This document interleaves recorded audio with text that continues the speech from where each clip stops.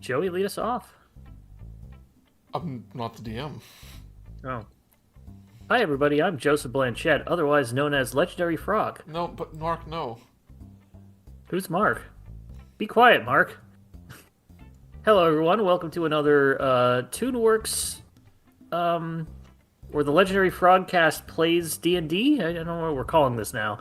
I am DMing a game for several people today. And we'll have them roll off. Tell us who you are, not your character, but you are. Starting with Jay. Joey, that's you. Oh. Well, say my name. Yep, I'm Joseph. Usually the host, being a player again. And I'm playing my Dragonborn character Keldric, a game that I played in the last Candlekeep game. Next we have Dustin. Who are you? I'm Dustin. I've been around podcasting and D&Ding for quite some time. So, yeah. And I'm actually playing a new character. I've decided if I'm going to fighter, I'm going to be the fighter's fighter. So I'm Hesk Romaine, a half-orc fighter champion. Yes, fun. I know. Continuing clockwise with our character things. Michelle. Yes, hey, hi. I'm Michelle, or Short Stack Online. I'm still fairly new to the group, even though it's been probably about a year at this point since I joined up in the Discord. I play a small satyr woman named Revi Swifthoof, and she's a druid. She was in our last Candlekeep game Yes. as that character. Yep.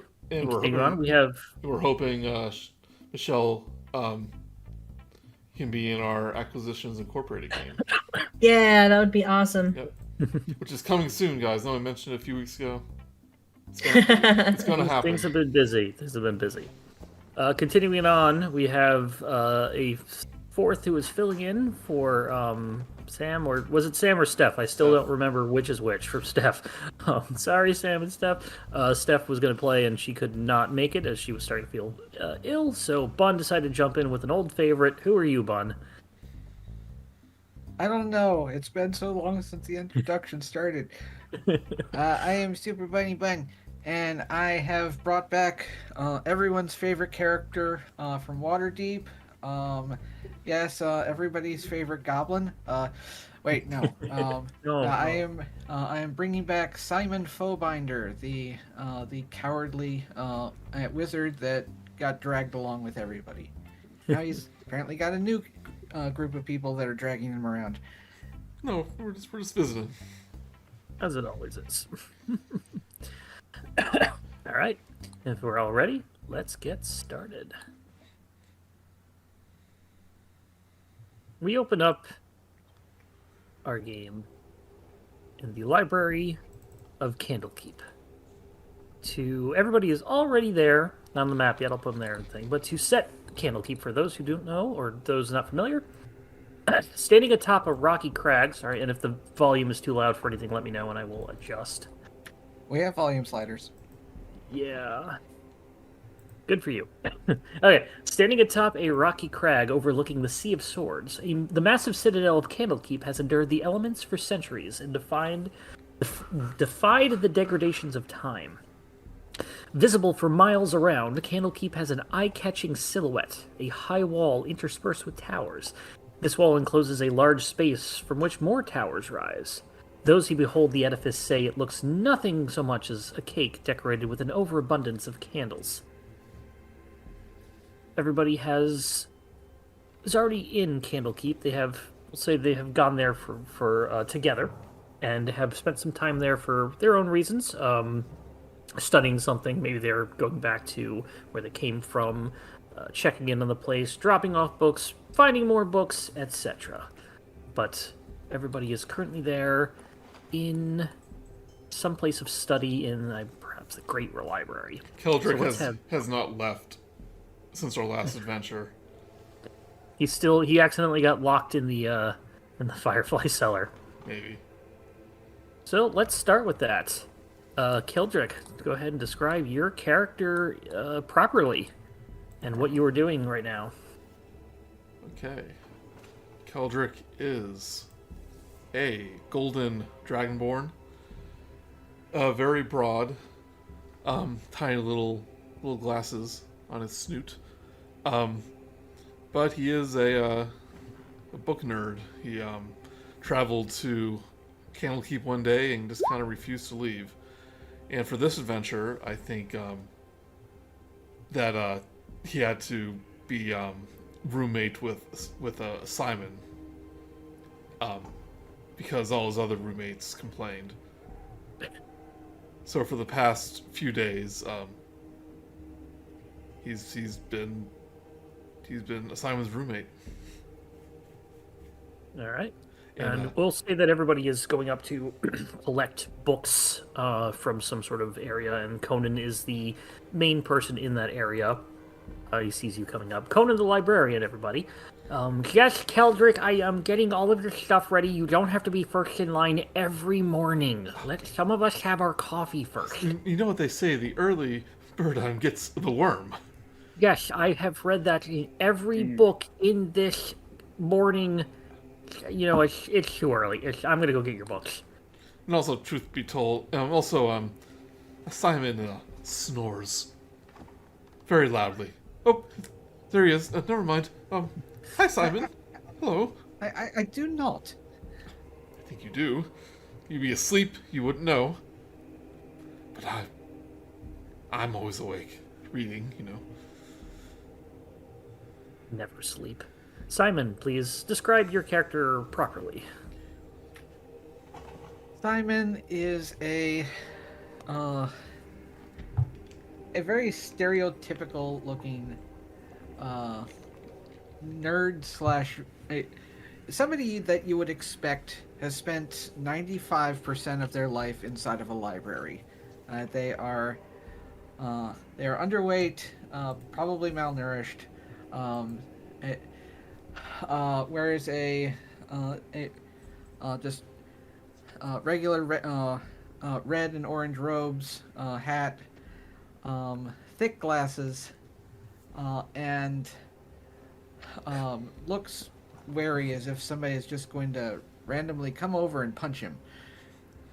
Simon, I was actually wondering if you dressed in that shade to more resemble a gold dragon. Because I am flattered.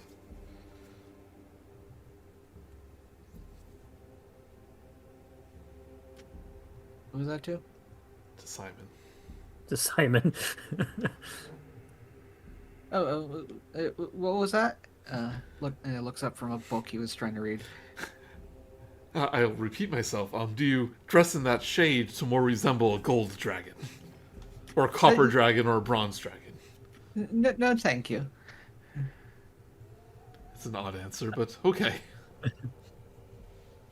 All right. Continuing, the next person to show up is Revi. She enters the library room itself. Revi, please properly describe your character. Yes, sir.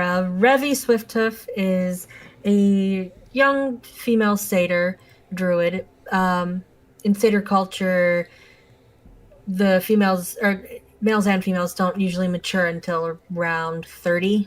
So she's that. She's still new to the world. Well, I guess not anymore. She's gotten quite a bit under her belt over the last, how long ever since the last game we played. But she's a short satyr woman, has doe antlers coming from her head, and just nice light tan skin and yellow eyes. Sorry, that was a lot of ums. No, it's fine. So wait, that's what I do when I have nothing to read off of to describe a place. Yeah, I was partly trying to type all this out, and then I closed the document and I lost the progress. Oh no! Yeah. I go, Revi, it's me, remember Keldric? It's been so long. We defeated a ghost or something together.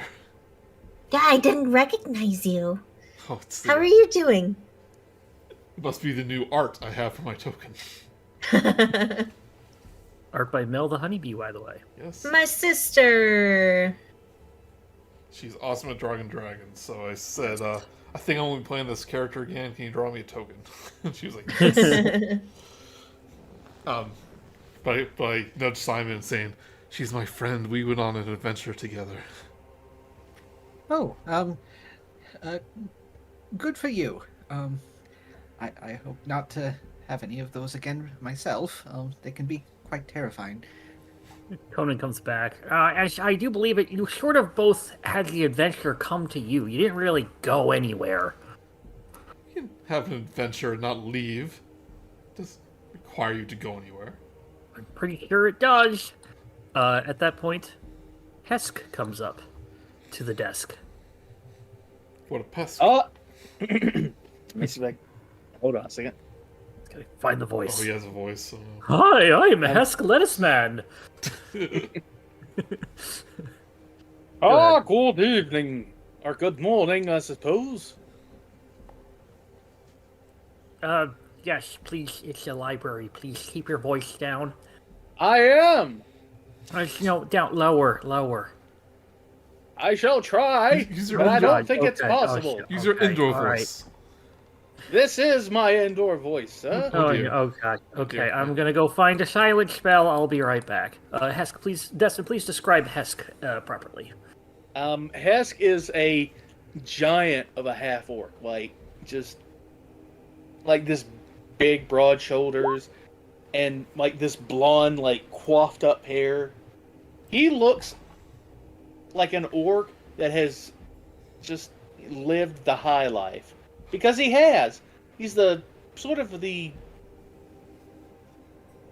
unplanned offspring of an aristocrat who, to prove himself, wanders the land as an errant knight, just doing good deeds and all that good stuff.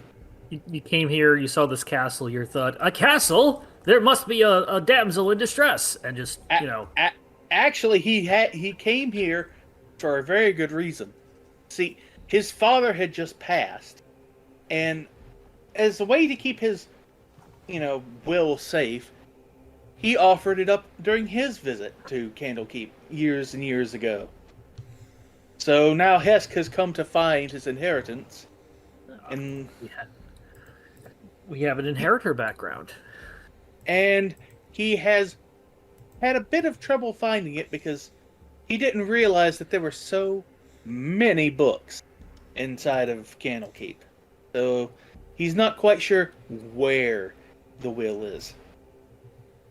At that point, Conan comes back. All right, so I couldn't find a silent spell, but I did find all of the stacks of books that you were requested last night for each of you. They were luckily all put out, nice and neat and organized. And so I brought them all over here. I would like somebody to roll me a d4.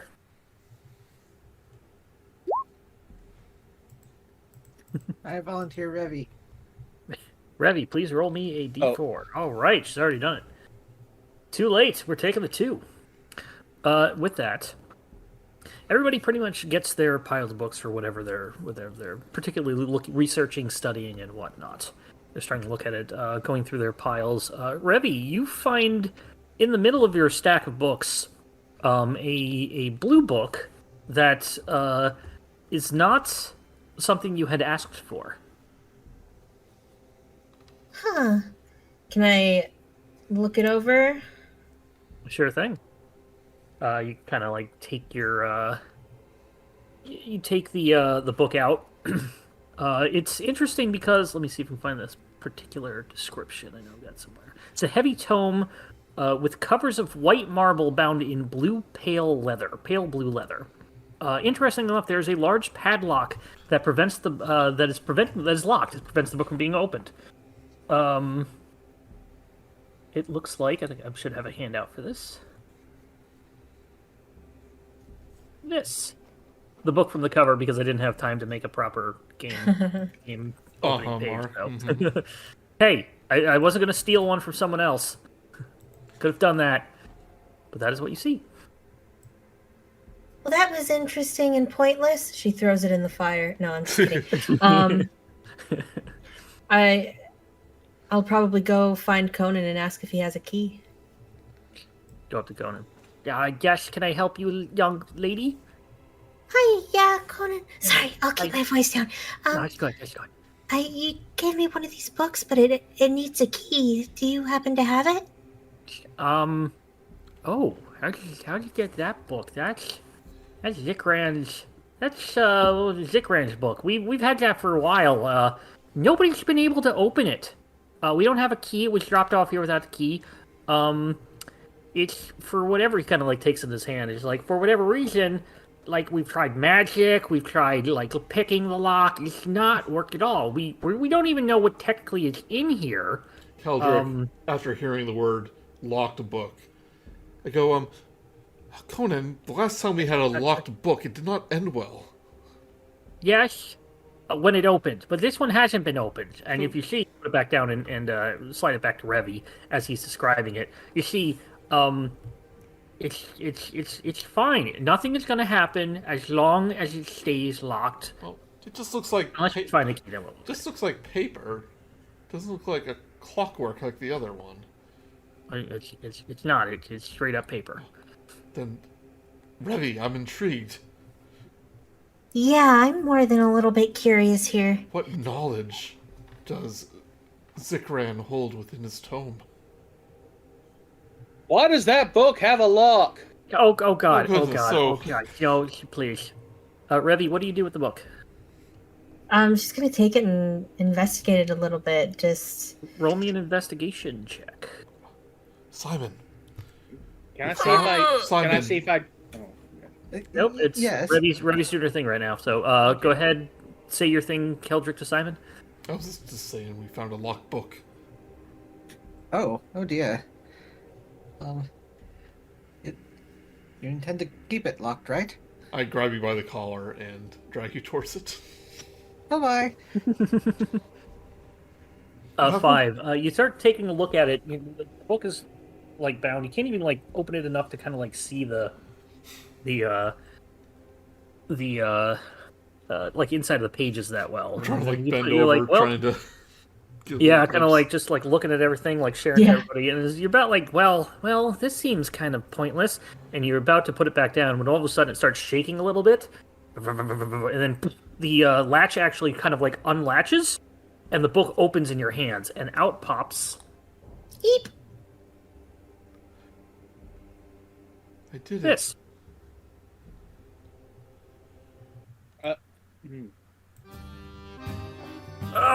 Oh, that was always We'll turn that down. a pleasant thing. Yeah, that's too loud.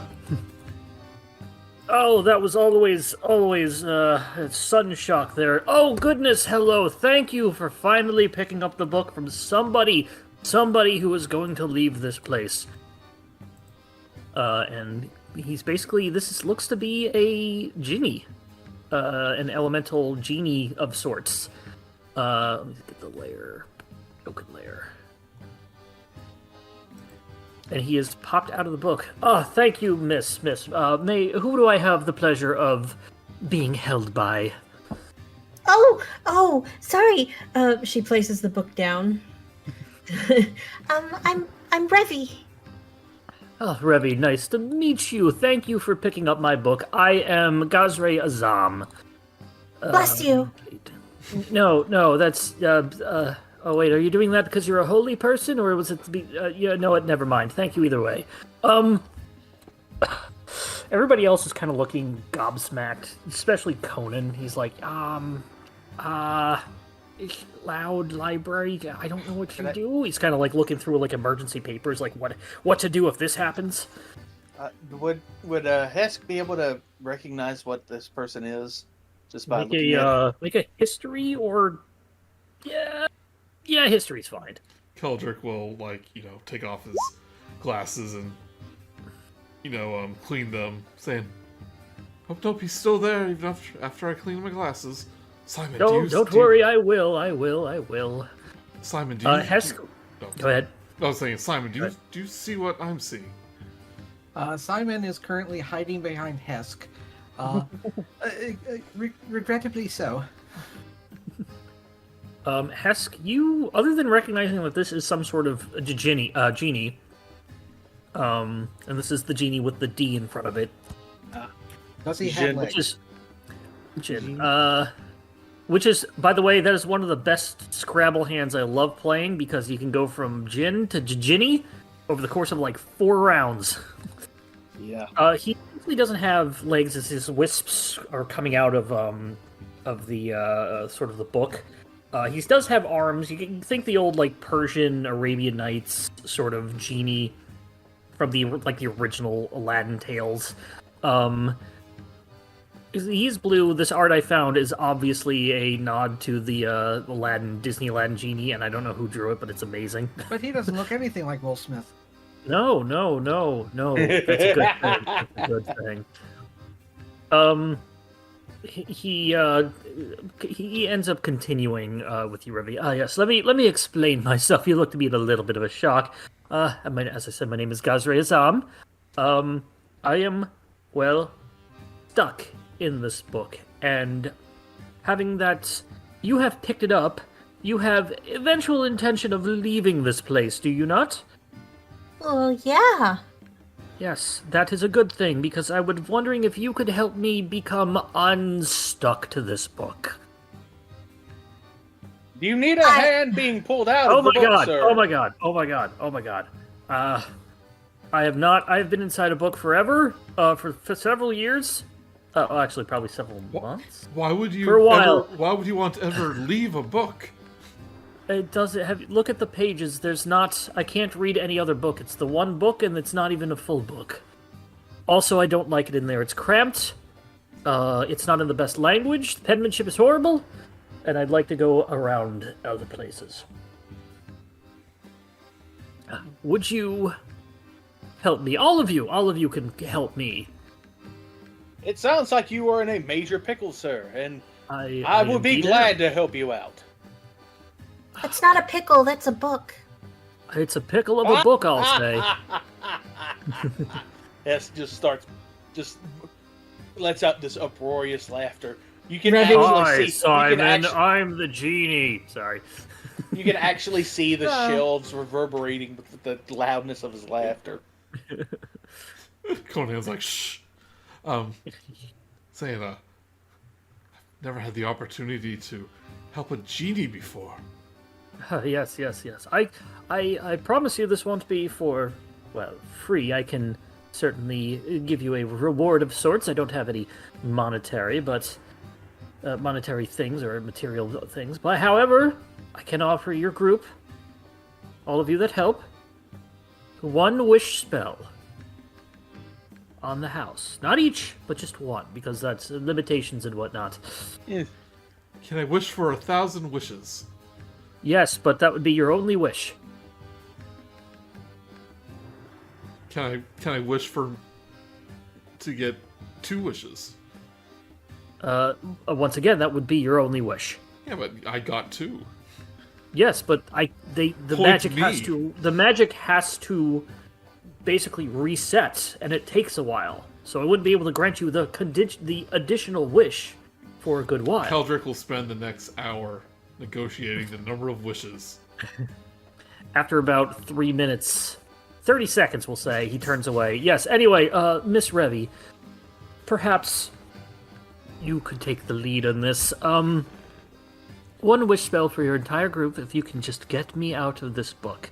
I admit that this probably won't be the easiest or nicest of tasks, but I'd be ever so grateful. How did you end up in the book, sir? Oh God. Again, I've been inside a book in the library for months, if not years. It is very loud. But yes, he does turn back. He is asking Revi. Well, I don't know that you're not gonna come after me later, but yeah, sure. I mean, I too don't know that you're going to not come after me later either. I'm sorry, but it isn't. you're not allowed to take books out of the library. This is true as Conan comes in, but honestly, if you bring it back, we'll be fine. Nobody's been able to read this book anyway, and we're not going to be able to read it when there's a genie in it. Wait, I'm sorry. I'm sorry, you're supposed to bring books back? Yes, well, we give you copies of the book, so, if you lose them, we still have the original copy. I've been keeping them in my room. I have hundreds of them. Yes, we've been cataloging for weeks now. He continues, however, but to answer your question, loud young man, I was trapped in here by a water genasi wizard named Zikran. Bound me to the book.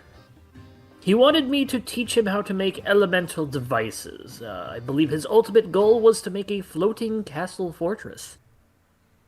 For some time I served the wizard, and I hoped to earn my freedom, but I shared much of my knowledge, but the wizard would not budge. I mean, I don't blame him. I would want a floating castle, too. Yeah, but, I mean, I could just get him the castle and then leave, but he didn't want just that. He wanted to figure it out on his own. However, I eventually became a little less helpful, and, Zikran cast a very complicated and near-permanent spell to keep me from escaping, hence the inability to open the book with magic. It's been quite difficult. Quite. However, the only... Yes? Go on. So why are you in the library now and not in the possession of this genasi? I believe somebody had found this book and had brought it here. Conan pipes up. So there were a group of people who came in. It looked like they were running from a storm and wanted shelter, and they gave us this book as a sort of way to gain entry to the cape, to the library. But they did say that the storm was following them, like it was chasing them, which was weird. Oh my. Although with the very elemental nature of Mr. Azam here, that sort of makes a little more sense now. He goes, indeed it does, indeed, yes. I suspect the owner of the book wanted his book back, but could not catch up to them before they came into the keep. Either that, or he left it behind somewhere, misplaced it, and it was found. However, what I do know about this is that there are only two ways to release me from this book. One is that the Zikran himself would have to dispel the magic, essentially. Two, which is he low would need to chance of happening. True, and two, he would need to be destroyed or killed. And as I am still bound to the book, he is likely still alive. I suspect destroying the book would end poorly for you. So I don't think anybody has been able... You're not able to destroy the book. The magic has resisted destroying the vessel. Well, yeah. Now, I can't always ask you to just kill somebody, but keep in mind, he did trap me in the book and did want to for Flying Castle. That's false imprisonment. That's pretty bad. True. What if we beat him into an inch of his life so that he would release you? Would that also be acceptable? That is also acceptable if you're able to do that. I have no qualms about how you have this done. I just want to leave. I have no personal objections to this course of action. Oh, that is very good. How of the rest of you? Aye. You what? I say yay. Oh, it's a yay for me, buddy. Yes. This is good. That's two. Who else? How about you three? Conan goes, yeah, I have to categorize all of this stuff. But those two are free, and he just sort of goes back to just kind of like. I'm quite happy categorizing with you. Oh, it's good. No, I'm fine. I'm okay. I can do this myself. And he just picks up a bunch of books. And I will grab Simon around the shoulder, pull him closer. And go, me and my best friend, obviously are going to help if it means a wish spell. Simon, imagine all the books we could have. But it sounds quite dangerous. Books, Simon, books. Oh dear. Hesk, what were you saying? Before Conan left, I was going to say, Conan, dear Conan, would you be sure to make sure and keep an eye out for my father's will? I have that in your list. I will keep an eye out for it. I will look in the will section. Just remember to bring this book back in good condition, if at all possible. That is the plan, I suppose. Yeah. I'm going to add the book to my hoard. Once I am out of the book, you can do whatever you want with it.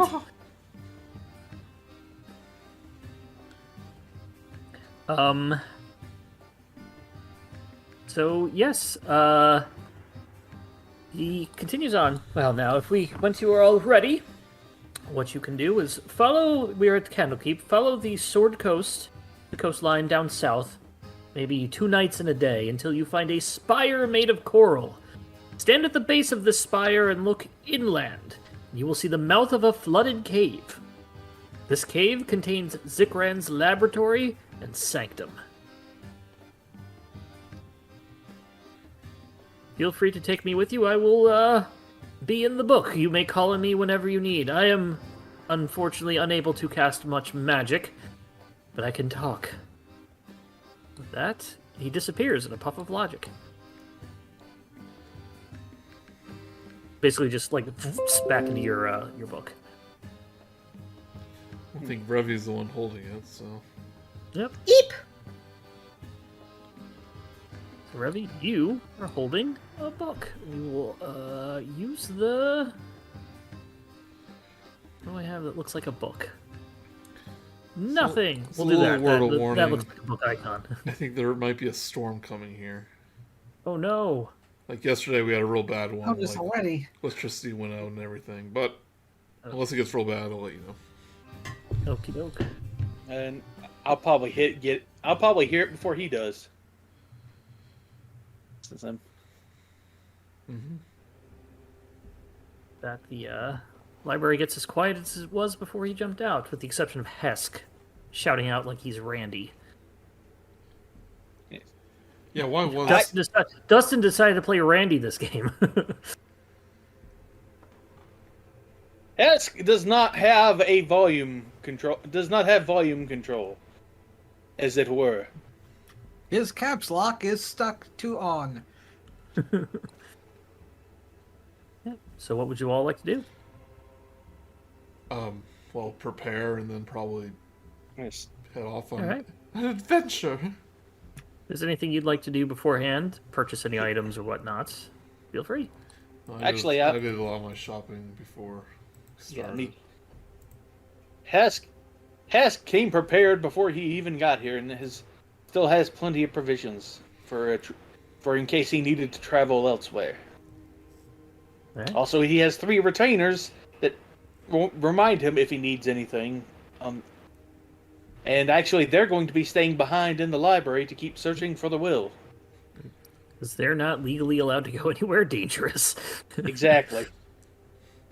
Simon Alright. would like to go back to his room and lock it, but is not going to be given that option. I thought you told me about your adventures in Waterdeep. This would be just like old times. We're going on a grand adventure, sir. It will be fun. I do not believe the word fun is involved with adventure. Oh, it absolutely is. All adventures are fun, even if they do go bad.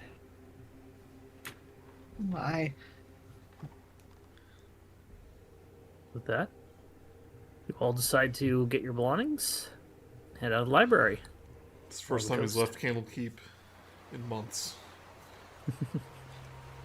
Goodbye, books. Oh, just out of curiosity, do you want to know you want to know the book that Hesk gave them to get in? Sure. I was going to ask that, but this started there. So, what book did you give to get in? I gave them a copy of my journal, of my various adventures throughout the land, saving small towns, rescuing damsels, and killing any creature that would get in my way. Oh, It's been filed under the children's I fiction was about to section. say it's the fiction section. How lovely. Well, the thing is, Hesk has had some pretty interesting adventures that we haven't had a chance to see. Right. And they will remain mysterious backstory for now. Unless we play a 1 through 10 adventure where Dustin plays this character. All I right. mean, it's at all possible. So to continue on. Boop-a-doop. Oh no, now he's gonna play this character in the next game I invite him in. Look what you've done. Yeah, I know. No, this is follow- probably going to be a one shot.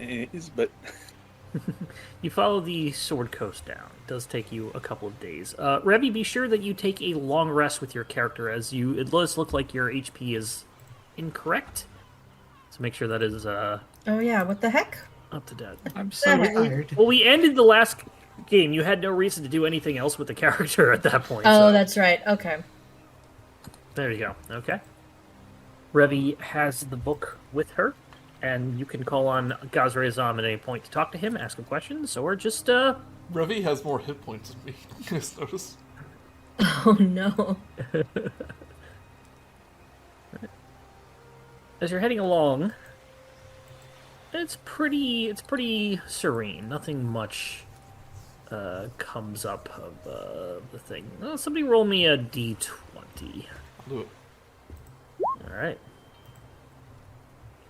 Whenever we stop to take a rest or whatever, I'll call out the genie just to talk, so he has something to do. All right. We'll say, is there anything you want to like specifically role play with that, or do you want to just say that's sort of what you're doing on this thing, just so he doesn't get bored? Yeah, for now, let's just keep it like that. And if Okay. Did he RP say, happens, it happens. did he say like why it opened is like just because he chose to? You can ask him, is that specifically the adventure is a little ambiguous on this because it basically says as soon as somebody who is going to leave the camp, the keep, Okay. So it he's opens just up. waiting for. it. Yeah, it doesn't specify if he's waiting or that was just something that needed to be done, or it was just like, well, he needs to pop out even though Well, I he's was bound to waiting the for an boat, whatever. adventure to happen. Yes. That's really my only real complaint about this one is that that's a little ambiguous.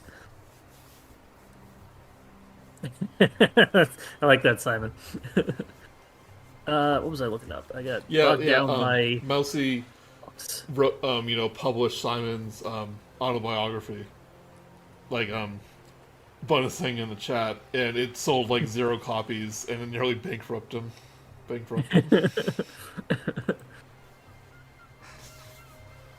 All right, we're gonna say that in the distance, you see flying a large winged creature, way off the coast, maybe a good 100 feet off at least. It's a dragon.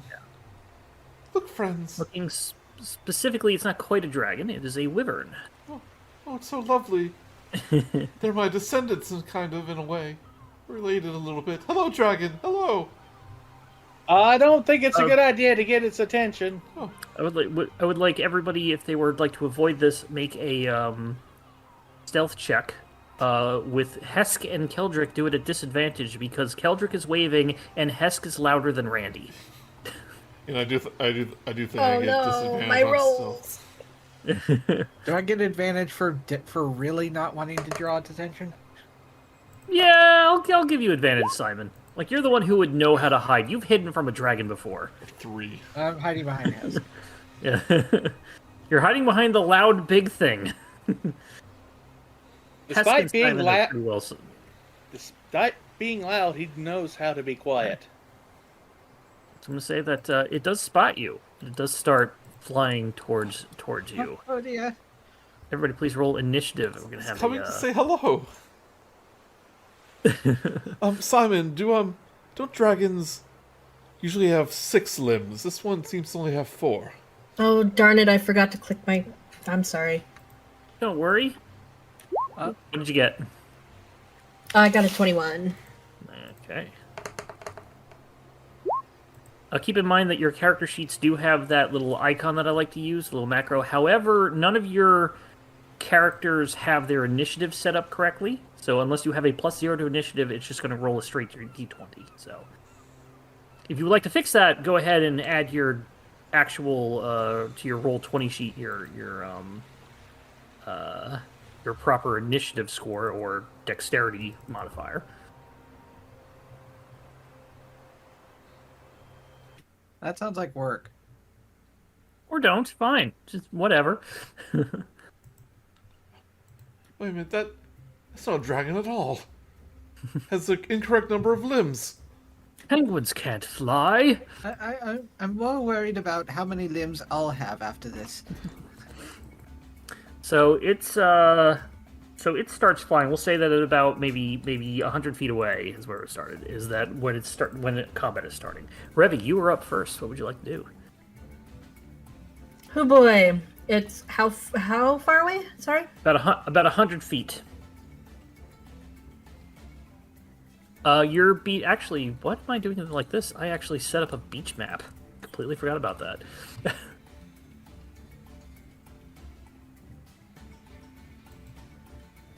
Now the question is it small or far away? Oh, it's just a baby wyvern. It's fine.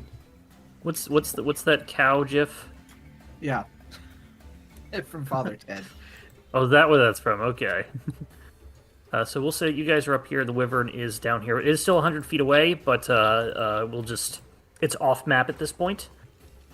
But we'll just keep it separated like that. So anyway, Revi, please go ahead and go. Actually, all right. She's going to be at the ready. She doesn't know what color is this wyvern. The wyvern itself is probably the color you see there. It's like this orangish red. Oh, okay. Yeah, she's just gonna be at the ready. She doesn't know its intentions yet. Okay. Whoop! I didn't mean to press that. Does it come across as hostile? It does. It is definitely attacking. Oh no, I screwed up. Everybody's initiative isn't on here. What was everybody's initiative?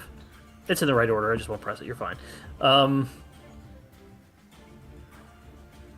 sorry. I pressed something. I thought I screwed something up. It's fine. It does look like it.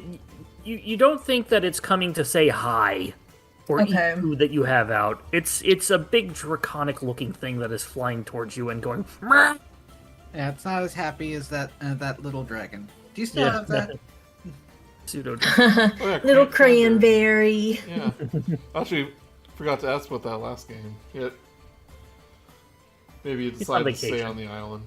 Yeah, that's what I was imagining. Is that that's its home. It's all it's known, and all of its people are there. Okay, so Revi has readied in action. We'll say that if she gets close, that you'll be able to. The wyvern gets close or is hostile, obviously hostile. You'll do some sort of attack. The wyvern is now up. It's going to go ahead and just fly. It's not even going to dash. It's going to fly about 80 feet. We'll say that's maybe about 10 feet up in the air, and it gets to about here. Probably about here. And it's going to go ahead and just take a... It's going to take a dodge action instead of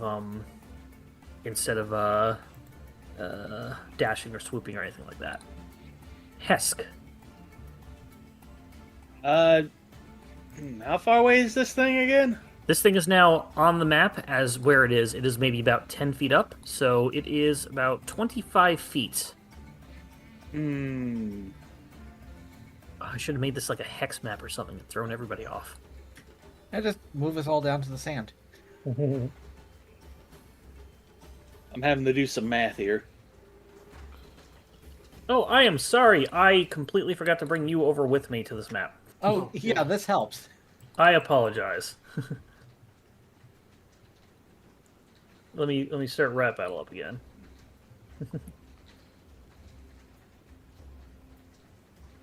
So. That's why when I was saying everything was off the map and was moving it around, you weren't seeing anything. I was moving this one around. So, Hesk, what would you like to do? He's trying to figure out if he can. He's trying to figure out if he can jump high enough to attack it, and he doesn't think the math adds up. Do you have a pole arm? I have a javelin. Nope, that is a normal 5-foot reach, so you'd have to throw that. Yeah, that's what I'm saying. I got my mole my maul isn't long enough, and I'd have to start throwing my javelins. Mm-hmm. Not his best weapon, mind you, but needs must. So he just pulls out one javelin and throws it. All right. What is the range on the javelin? 30. All right, you're good then. It's within the 30 feet. So go ahead and make an attack. 23 will hit. And I have a second attack. All right. I'm going to throw another javelin. All right. Take out a second javelin. 27 also hits. 11 damage. Doing a total of 19. Pretty good. Well, that's all my javelins. So you only have one javelin. I have 2 javelins, and I threw both of them. They're gone. No ones. Would you like to move it all over for your turn? And my bonus. Do I have a bonus action I can do here? Nope. He just sort of. He like tries to move. Look, let's see here. Like he's right under it. Okay. Because he knows. Keldric. Get down here and fight me like a man! I forgot that it was a disadvantage, but I'm not going to count it against you, so those are hits. Keldric, you're up. I go, oh, we're fighting it. Okay. Now we'll cast a Sacred Flame, Dexterity saving throw. Okay. Rolls a 2. 2. Takes 16 something damage, radiant damage. Radiant. Oh, wrong button.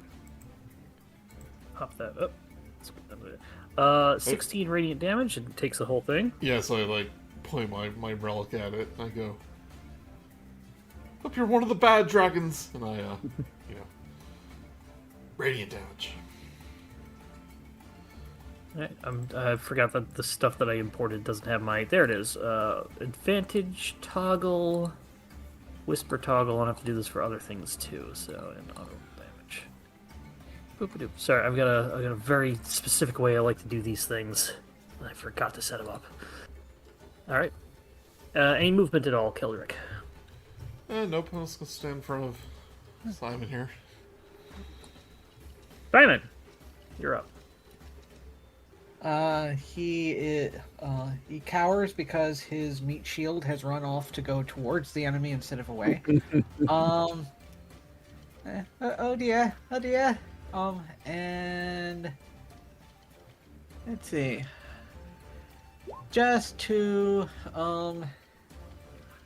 try to keep it from getting here any closer, I am going to cast Slow on it. Ooh, okay. I need... DC Wisdom save 17. Ooh, don't have any extra saves, so just a Wisdom. 15. Has a -2 penalty to its AC. And... can't use reactions. Wow. It can use either an action or a bonus action, but not both. Okay, I'm gonna mark that down with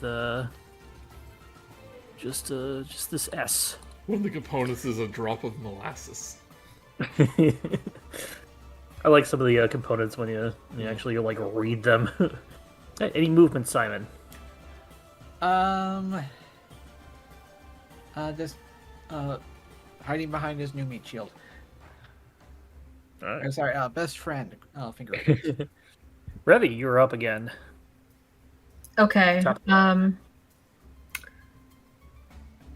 not sure if Call Lightning would work in this situation because I believe the verbiage is it has to be above you.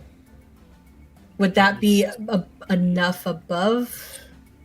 A storm cloud appears in the shape of a cylinder that is 10 feet tall with a 60-foot radius centered on a point you can see within range. So Directly the point doesn't have to be the ground. There was more to that. Directly above you. So, yes, it would be above you, but it is a 60-foot radius, which is huge.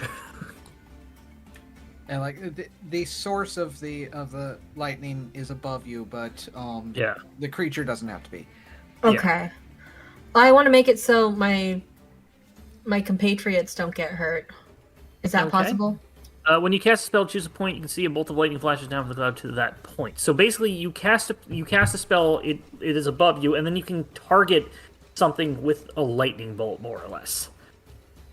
But each creature within 5 feet of that point. Now, the wyvern is about 10 feet up, so you could do that to just target the wyvern and not hit Hesk.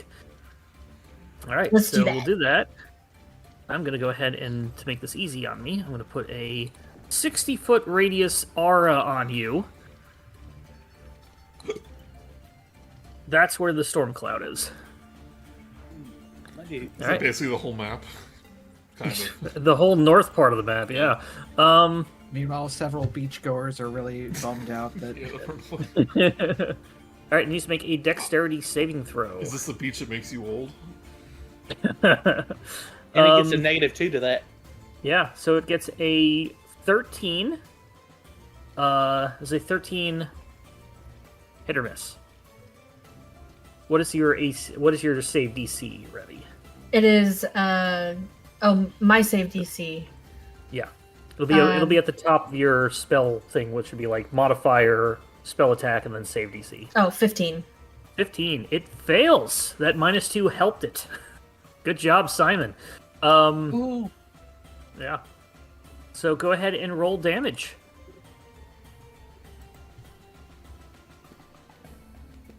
Hot diggity daffodil. Is it both of those together? I don't... 3d10 lightning damage on a failed save. The first one roll was the 3d10, and then it's probably a lingering effect. Oh, at higher stormy levels, you do another d10. That's what it is. So it is not storming outside, so you just get the initial the first 16. But the 16 does hit. Or the 16 does a good chunk of damage on this thing. All right. Anything else, Revi? Booyah! That's it. The end. Gets hit by lightning from below, and then Hesk booms from below. Lightning from above, and Hesk booms from below. The wyvern, hit by all this, is going to land. So he is no longer flying. He's going to go ahead and do a multi-attack on Hesk. It's going to go first bite as a 24 hit. Yes. Take 9 piercing damage. Wait, can it do a multi-attack slowed? It may choose one action or bonus action. The multi-attack is an action. So... How much damage was that? 9 piercing. Uh-huh. Then claws, 21. Hits. He's the only You melee take 10, 10 slashing damage. So this thing, hit by lightning, hold immediately drops. Yeah? Regardless of the creature's abilities or magic items, it can't make more than one melee or range attack during its turn. Alright, cool.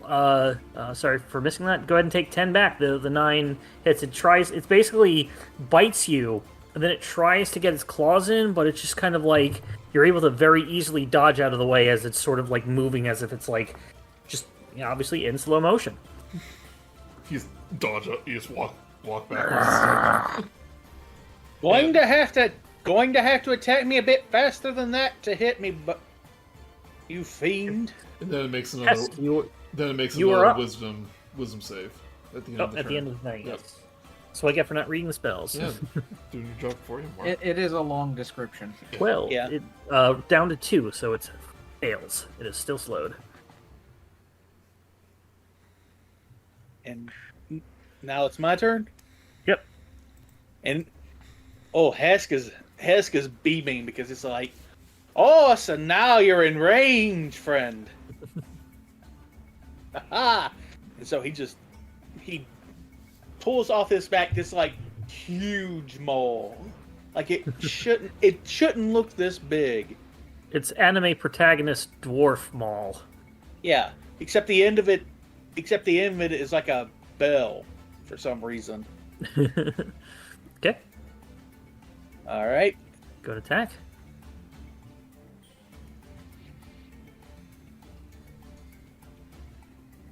It's an 18 hit. 18, the 18 does hit, yes.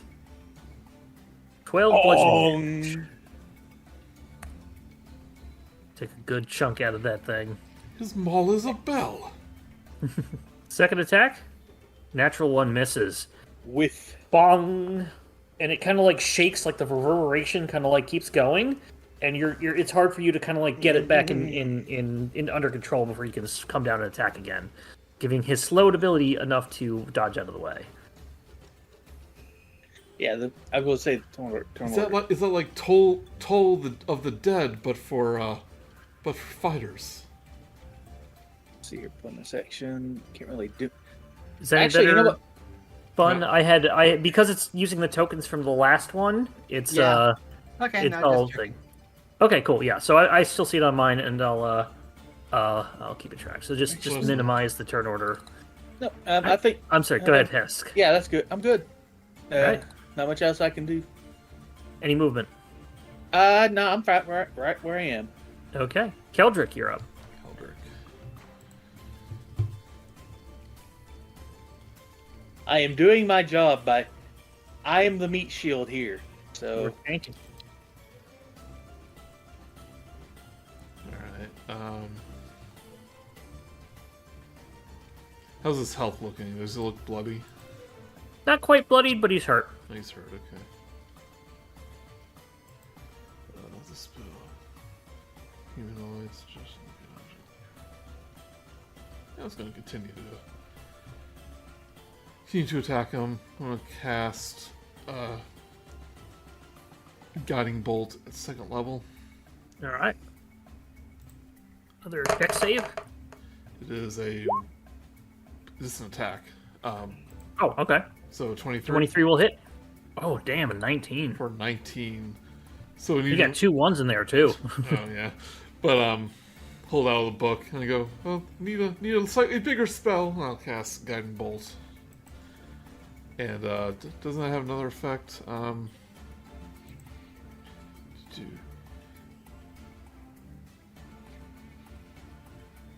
Next attack roll has the next attack roll has advantage.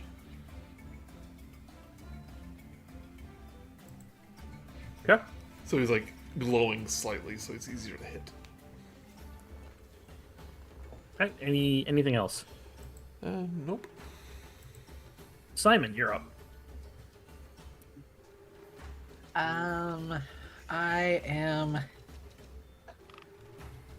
I may as well. He's just going to reach over top Keldric's shoulder, just wiggle some fingers, and shoot some magic missiles over at the Wyvern at 2nd level. Classic. So that is 4d4 plus 4. Or 1d4 plus 1 time... Yes, because it's 3 for level 1, and then every level above that is plus 1. Okay, yeah. Kind of wizard are you? There's only 2 spells that you need to know. Magic Missile and Fireball. Yeah. Weapon.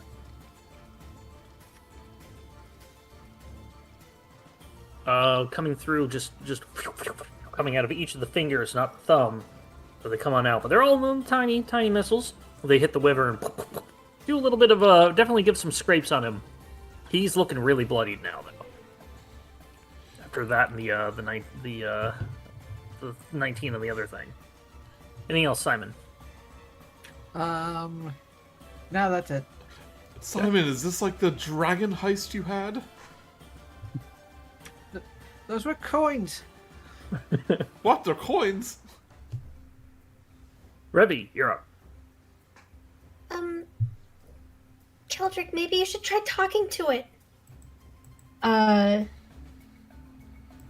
just looking at my spell right now. Oh,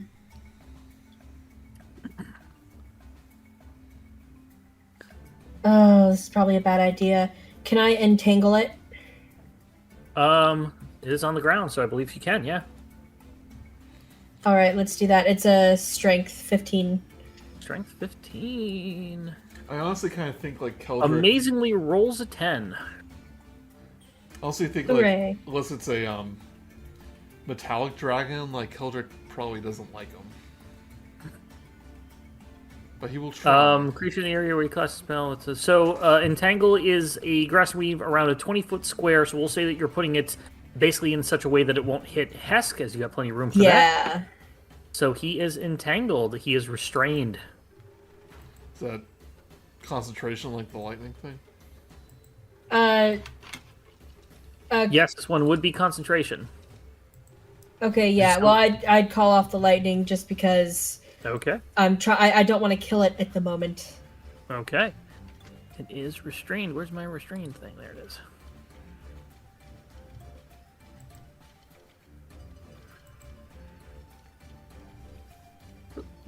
There you go. All right. Anything else, Revi? That'll be it for me. All right. The wyvern is struggling. It looks like it was about to try and run away, but now it can't. So it is going to go ahead and just do another thing it can, which is attack Hesk at -2 and at disadvantage. It's going to use its stinger.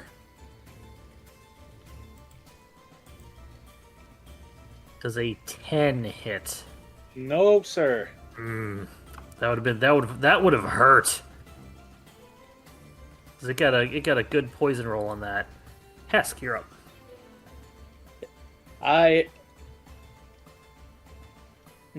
Actually, you know what?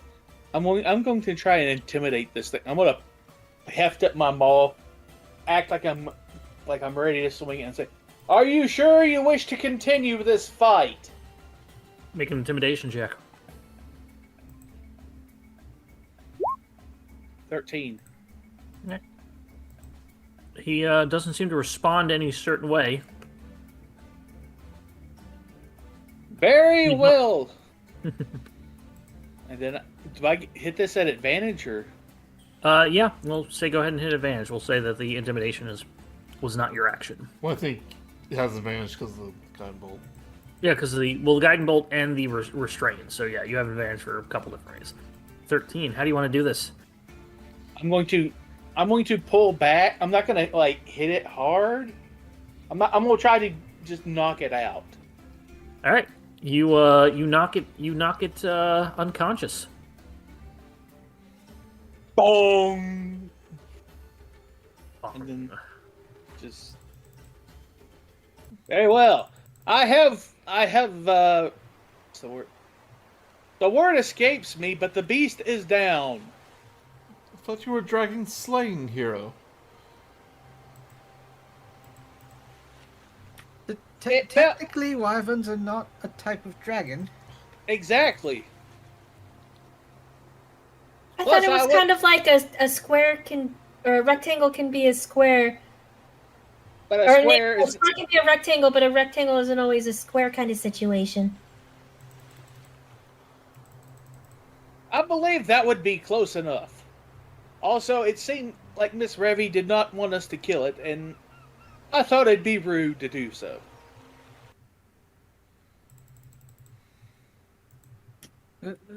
That's very polite of you.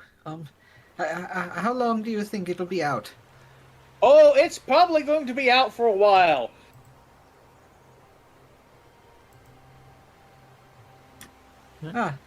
Good.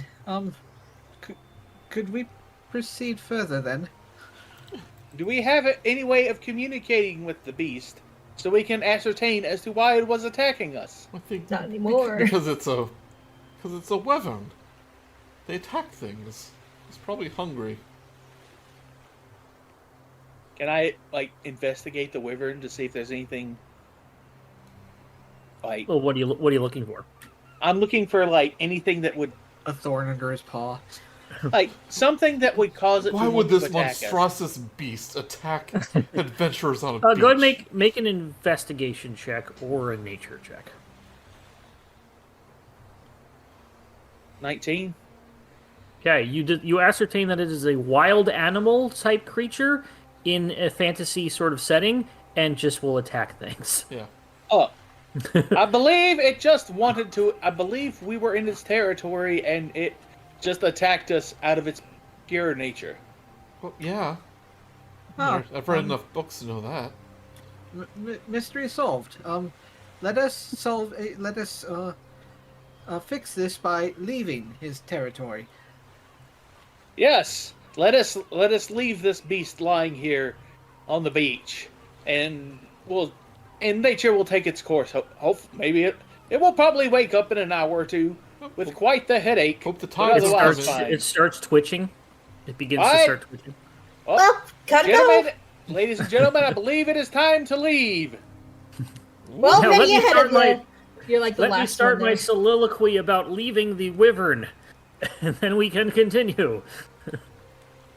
All right, you head on off. You get a distance a ways. You don't see it get on up for a good while, but you do eventually hear a screech and see something way in the distance, like almost an hour later, and you ascertain that's probably the wyvern.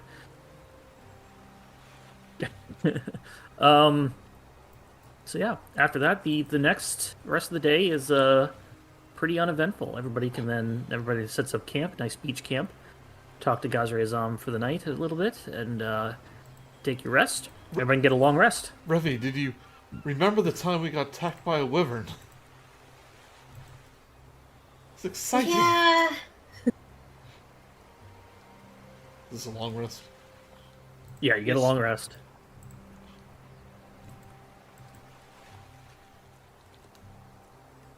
Well, that was exciting. Starting the next day, you continue on. After about a half day of travel, you spot a bright spire of coral just off the coast. What do you do? Ignore it. Yeah. The thing that you're supposed to look for? Is it? I don't think you told us what the castle looks like. He told you to look for a bright spire of coral, and that his lair was inland from that. Was it this spire of coral, or should we look for another one? No, we investigate. All right. If we must. Mark was like, you find an interesting object shining in the distance. What do you look at? Yeah, we just go on. Well, adventure over. Everybody lost, but everybody's alive. The shiny you're- candy-like coral.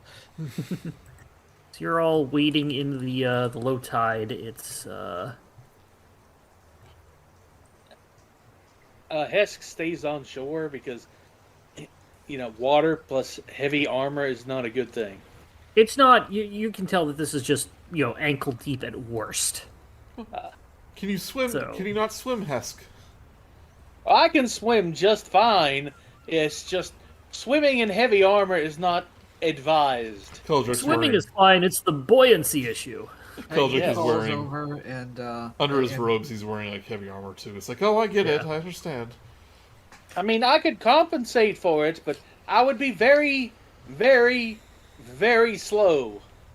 And naked. Remember that scene in Men in Tights when Lil Jon's drowning? Kind of. Yeah. Yeah. All right. Continuing on, looking inland, you see that there is a cave system. Everybody is on the thing, and yep, everybody can see stuff now. Good. I did not leave you on the last map. Yeah. right one. Yeah. So, to get into this thing, a spire of coral rises from the water just off the coast.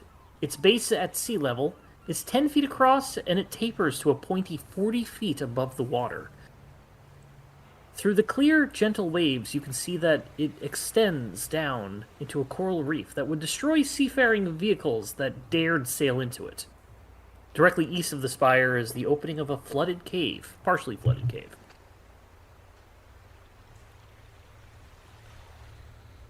And we would know it's like this is the entrance.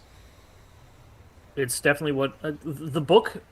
Basically, Revi holds the book up, and it comically sort of like talks like it's a jaw mouth. It's like, yes, this is exactly what I said to look for. Well, if a book said it, it must be true. This is what I wanted ever since I was a little kid. Keldric is a little jealous that Revi gets a talking book. Well, she'll pass it along to you because she knows you like books. You want to give it a try? Oh, if he gets it, he'll never give it back. He'll put it in his bag of holding. I take it back. His bag of holding is just filled with library books. He just puts them in there. You should have a better grid that you can see now. Let's head into the cave. All right. You should have control of your characters. Okay. Keldric is like eager. He's like just goes right up. He actually, and Hesk actually goes in almost as fast as he's trying to get in in front of him because he knows, just beat. Because he's kind of the leader sort, always in first. That's what I get. You like run past Hang on in. Keldric. The very first thing that you see is that the light, it starts losing light. The sun is on the other side of the cliff, the opening, so it's starting to get pretty dark in here. I would assume that Keldric, I would assume that everybody has dark vision except Keldric because that's how it usually goes. Yeah, I have dark vision. Okay. I don't think satyrs do. Don't think I do, yeah. Oh, okay. Wow. We all learned something today. Cut that out. Boop, boop. This cave has 12-foot high ceiling and rough natural walls. The clear water that flows into the cave is 4 feet deep. A nook in the northeast corner contains 2 corpses, preserved by the seawater. The cave's back wall is flat with a large opening in the southeast corner. I believe there have been people in here before, and it did not end well for them. I point in the direction of the corpses. Okay. Oh, first time seeing a dead body. Oh dear. I wish I could say the same, but unfortunately, no. I saw kind of a ghost once, so I guess that was dead, but... Let's see. I'm going to go up and investigate the bodies. All right. Come, Simon, look at the dead bodies with me. Where does everybody else... okay. Does everybody else enter the cave as well? Because I need to know who was going to be on the other side of the door that slammed shut. Revi's going to stop about here and just do an investigation in the area. Okay. So, Revi, go ahead and make a perception check, as I assume you're just looking around from where you are and not like feeling around. Yeah. And Hesk, give me... and what exactly are you looking at, Hesk? Are you examining like how they died, or are you just looking on their body? I'm just looking on their bodies to see if they have anything that might be pertinent to the situation. Make a investigation check then. 16. 16. Okay. So Revi and Simon just starts going into the closed off cavern and gets can't find anything there. No, he. No, Simon, that's the wrong. He did wrong not cavern. react well to the sight of the bodies. Okay. No, Simon, this is the cavern with the bodies, not that one. Revi, looking around, you don't see anything too much out of the ordinary. You can tell that there is a passageway in the southeast. Up a little more. You do see that on the bodies, Hesk, are they each have their weapons are a bit corroded. Probably have been here. The salt water has not been kind to them. They still do have pouches on each of them.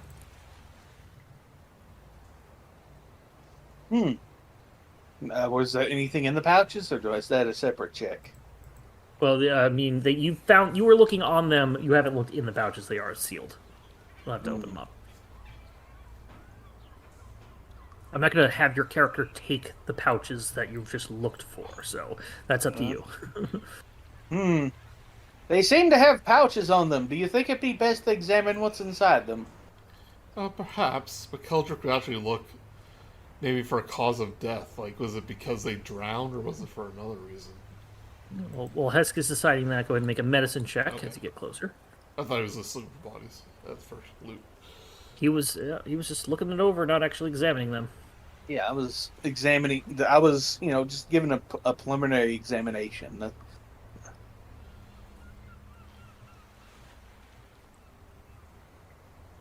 So, medicine check, Keldric. Oh, sorry, I thought you said he was doing it. Plus 8. Oh no, that. Yep, that's you. 18. 18. Okay, so you determine that these two drowned in their sleep. It appears they stopped in the cave after some sort of intense battle, and they fell asleep and did not wake when the tide came in. Oh, they didn't know about tides. Wow. Yeah, it'll get you every time. So they died from stupidity. Every tide. Sorry, that was in bad taste. Well, I got it. Yeah. the sea has taken its cost once again. Revi, you would safely know that the tide is not due for coming in for a good long while, another couple of hours. So you're safe. All I guess right. Hesk does eventually just decide to open the pouches and see if there's anything in there. Okay, you get into the pouches; they are sealed. So I mean, they've been like they're watertight. So you think that anything inside are damaged. And as soon as you start taking them, you feel a very cold sensation on your hands, and sort of makes you jump back. As jeez. they have now been replaced by two ghosts have risen out of their fix that. Two ghosts have risen out of their Bodies. Husks. I'm Corpses. trying to do two things. Water Corpses, they're bloated bloated corpses. Back, foul fiends! And I will Describing need it. Oh. I will need, yeah, Simon's like, oh god, it sounds horrible in there. And I will need everybody to roll initiative again. Okay. Remember to click your character.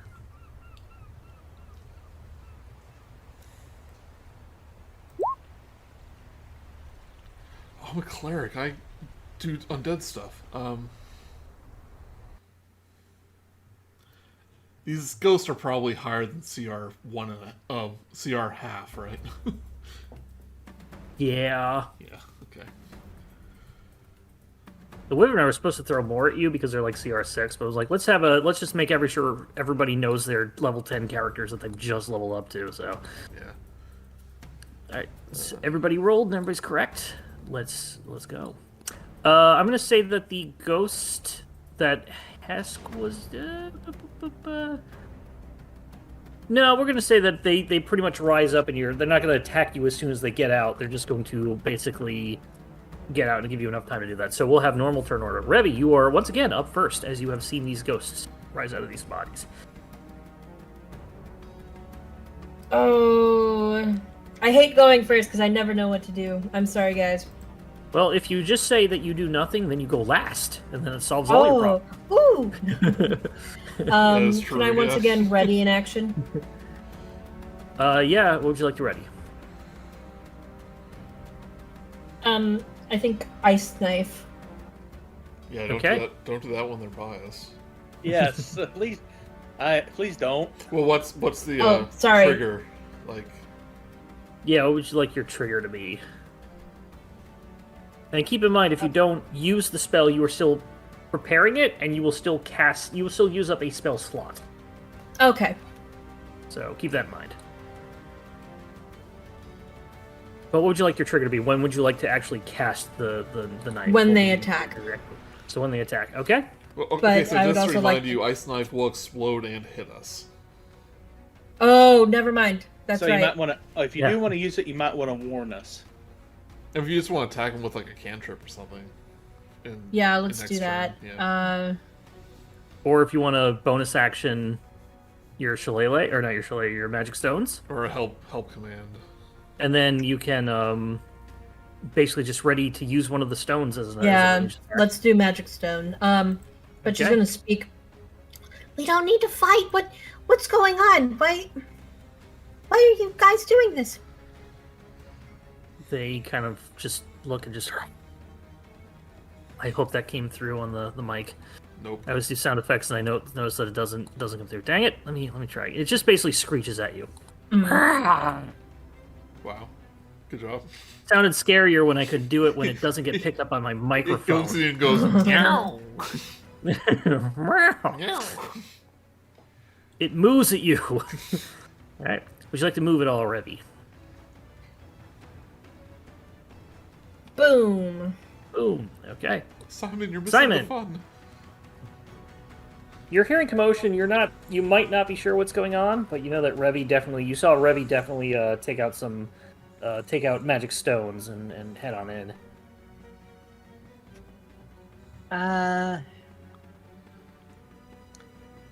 Yeah, he's gonna wander back over.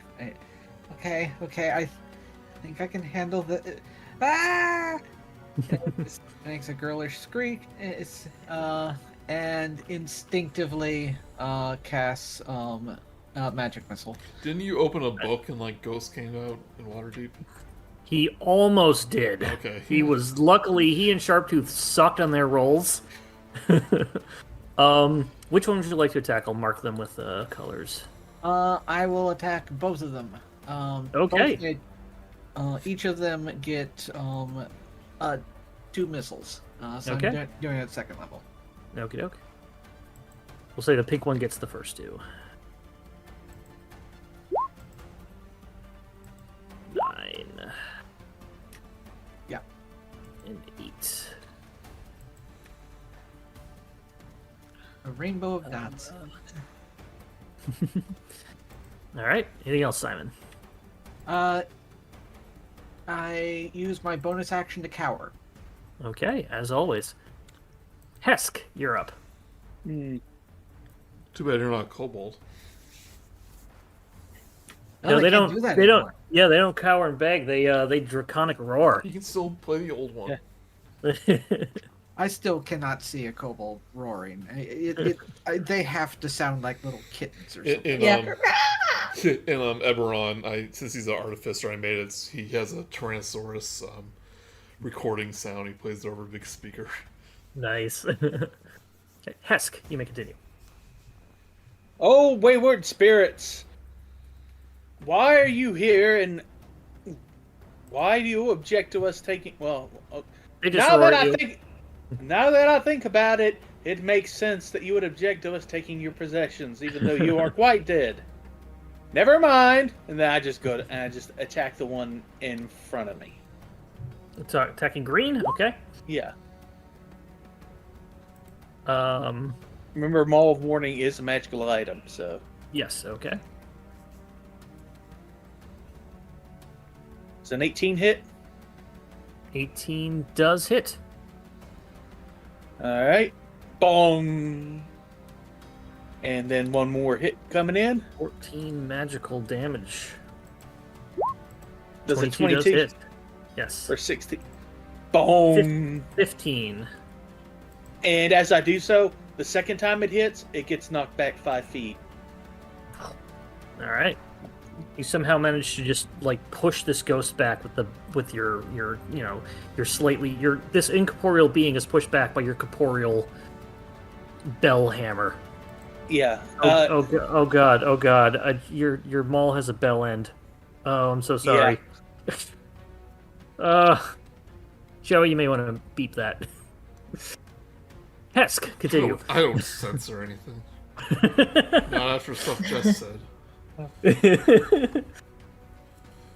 Anything else, Hesk? You know what? I'm actually going to step away. I'm going to try to move away because I have a feeling. Oh, you're I want going to. AFK? No, I'm stepping away from the beast because I have a feeling I want to be out of AoE range. Okay. I'm like to going move to to? move. I'm going to move back to the wall here, and take the attack of opportunity. Okay. The 24 hit. It does. All It's right, probably a we'll bad take thing.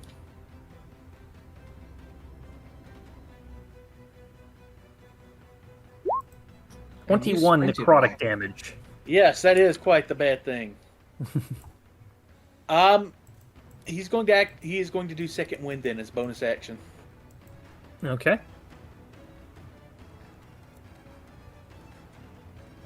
and gain back 13 health. All right. that, the green ghost is up. It's been hit a couple times. It's going to go ahead and... Hesk, you left me alone. Yeah, it's going to use its horrifying visage. Oh. Each non-undead creature within 60 feet of the ghost that can see it must make a wisdom saving throw. Everybody, please make a wisdom saving throw.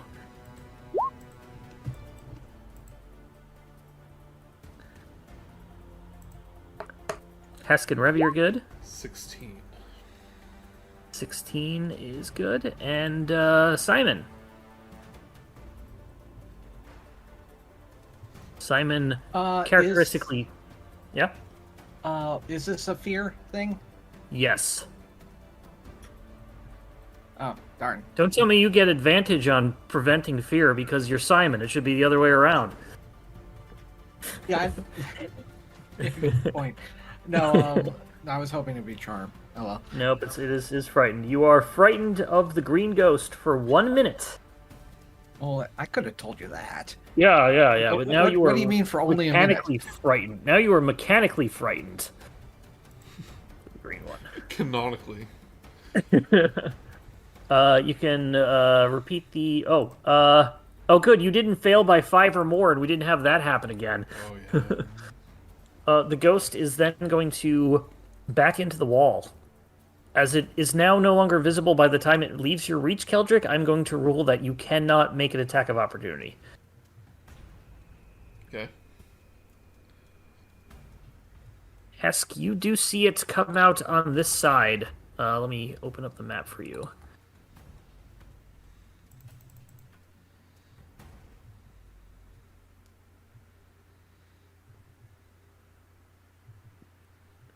Has it sort of just flown through the wall? Back up there. Keldric, you are now up. Homer Bush gif. Yep. So Hesk sees that. Hesk sees that the ghost appears on the other side. You can see it on the side of his eye. All right, it's like, Hesk, did it appear on the other end? Yes! I have an idea. I shall slop out of range in the water. Oh. It attacked, right? Or one of them attacked. Oh, right, yeah, if you wanted to... well, technically the green ghost did not attack. It did its visage, so I'm going to say that... What about when the attack of it just opportunity looked. happened? You know what? You were right. Go ahead and throw one at the pink one. I will give that to you. You are correct. You did get that attack of opportunity. Yeah. And take inspiration for being a clever player. For being smarter than a DM. Yep. Someone tried to outsmart me. Oh, there you go. That'll hit. Go ahead and roll damage. 4 damage. I mean, it's a 1d6. Oh, you got a 1. But Yeah. It is a magic attack, so -4. All right. But yeah, Keldric's gonna get basically in view of each of them. Raise Okay. up his holy symbol and channel divinity to turn undead. Ooh, yeah. There you go. By the power of books! So they need to make a wisdom saving throw. Oh, within Alright, we'll 30 save. feet, let me make sure. Oh yeah, no problem. Yeah. Pink one first gets a 20. Green one gets a 9. 9. So the green one is turned for 1 minute, or until it takes damage. Must spend its turn trying to move as far away from me as it can. Can't willingly move towards me. Can't take reactions. A lot of fun stuff. Yep. So I was hoping to use it when they were both next to me like that, so I can escape. Yeah. But he's basically frightened. Okay. Anything else, Keldric? Was the quick question? Is the frightened on Simon a concentration thing? It's a stat. No, it is. Yeah, it's a status effect. All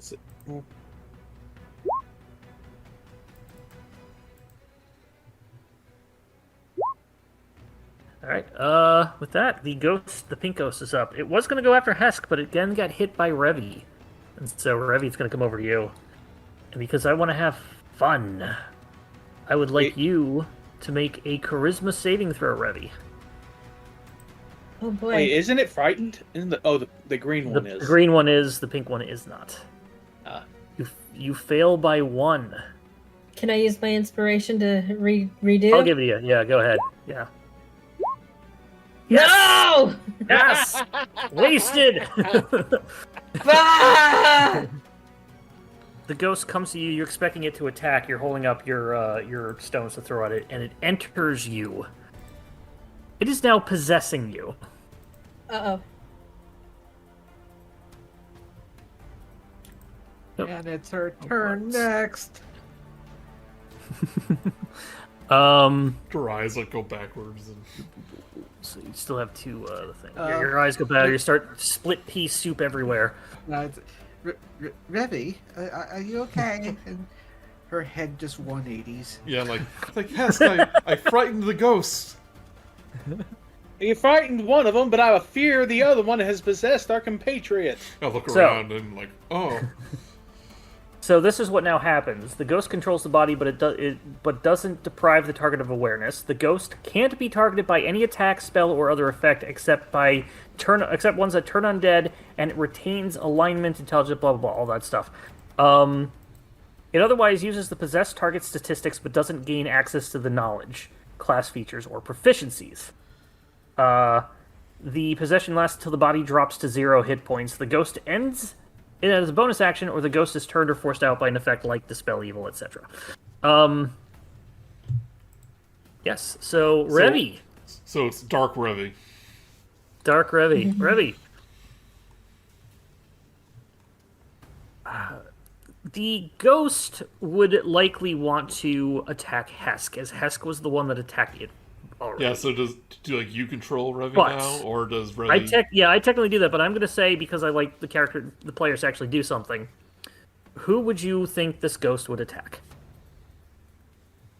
Who do you want to kill, Revi? Who do you want to kill? Who do you like least? Well, All of these assholes. No. Keldric did just try to turn him. Right. Yeah. It would probably look behind her to Simon and realize that it's not worth it, and go after Hesk. Okay. Simon's such an easy target. It is going to... Let me see what you got, because it's you got something neat. I have some fun things in there. Yeah. You got some neat. Because I'm not going to just take the biggest thing, but I want to see if there's anything interesting that we can just do.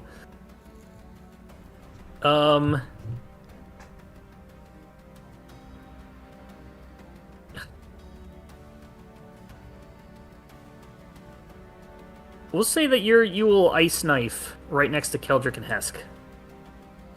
Does that sound fair? All right, yes. So go ahead and see what ice knife. At what level? We'll just do it at first level. I'm not going to be super mean. Oh, and to cast display on VTT. It's still getting used to the body. Oh no. That'll hit. 25 hits Hesk. So, because you're not doing it right next to it, you do have to target somebody. So we'll hit Hesk. Go ahead and roll damage. You take Dexterity. 8 piercing, and then the cold comes from the next part. So Hesk takes 8 piercing. And then I need both Hesk and Keldric to make a dexterity saving throw. 11. What was your 13. save PC, Revi? It was 15? 15, yeah. 15. You both fail and take 6 cold damage. Yep. So luckily she didn't roll too good on the damage. Let's roll for a level 1 spell she did.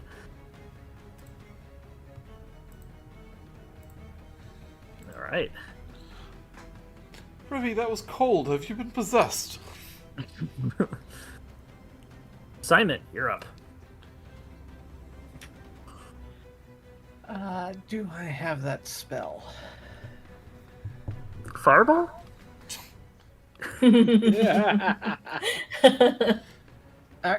Fireball! Excuse me. No, actually.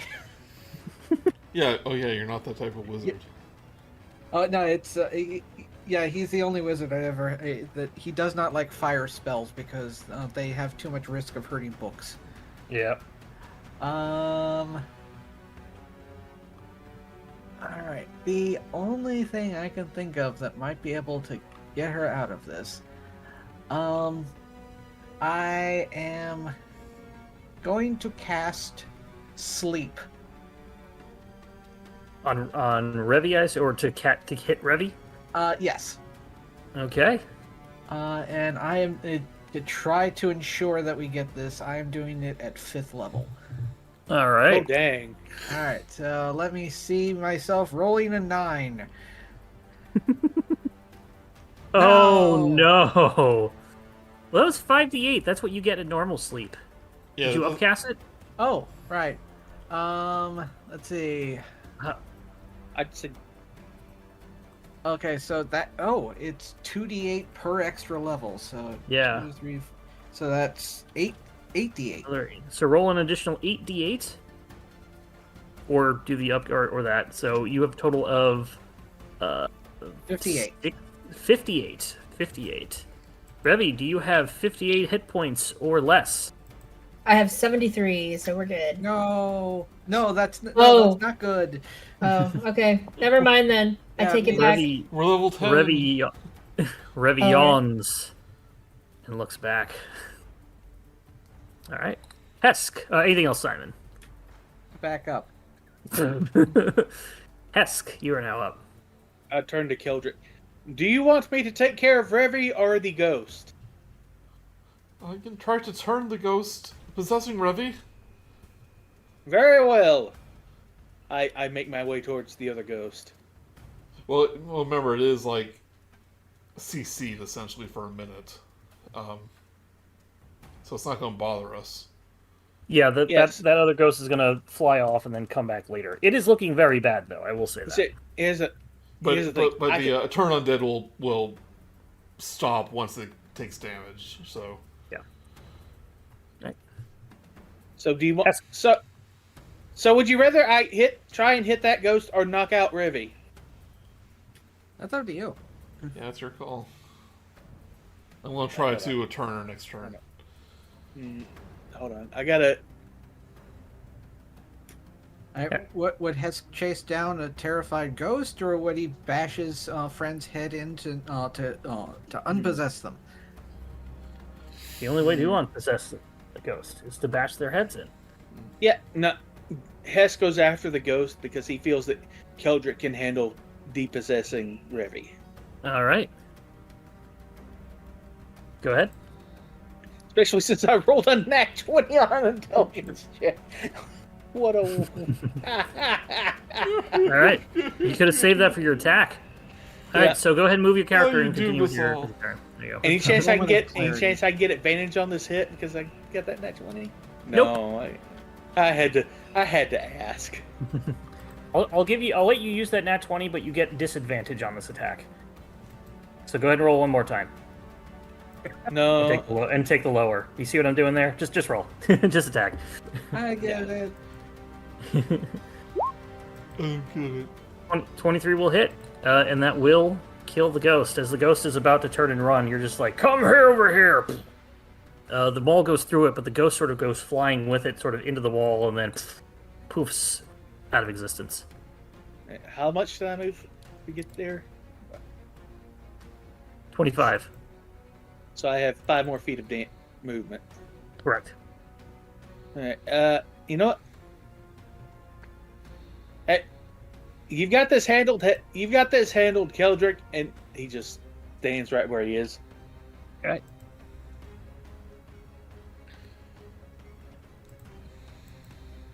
I'm going to say that this cave is filled with water to a depth of 7 feet. So you're actually swimming right now. You can still attack because the ghost was over the water, but you're swimming at this point. All right. In that lower chamber. Keldric, you are now up. Okay. Raise my relic and go. The power of Bahamut compels you. Release my friend. And I'll turn undead again. So let's do a wisdom. Wisdom save. with wisdom saving throw. 4. 4. Okay. I assume that means that the ghost is expelled from Revi's body in his turn. It will on the ghost's turn. All right. Hope that worked. Which it is up next. The ghost does leave Revi's body and just starts running away. Revi, you may take an attack of opportunity if you wish. Yes. Go for it. Oh, what do I want to do? What do I want to do? You can only do if it. You only do Any a- melee attack. Well, yeah, a melee attack. It can't be unless you have Warcaster. You cannot do a spell. Could she technically just slug him with the sling? I It's would. like- I mean, she could slug it with one of the. That's what I was hoping for. Yeah. Yeah, Magic go Stone. ahead. Roll that as like a normal Yeah, to swing it like a blackjack. Yeah. Using the magic stone. That will hit. Go ahead and roll damage. Another good 4 damage and one more stone gone.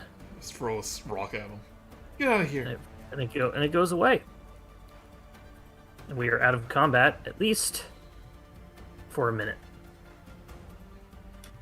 Since I am no longer in sight of it, am I still scared?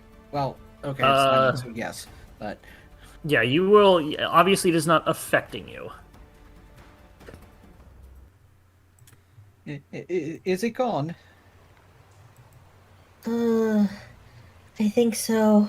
I go, Revi, are you okay? You had a ghost. You cut out.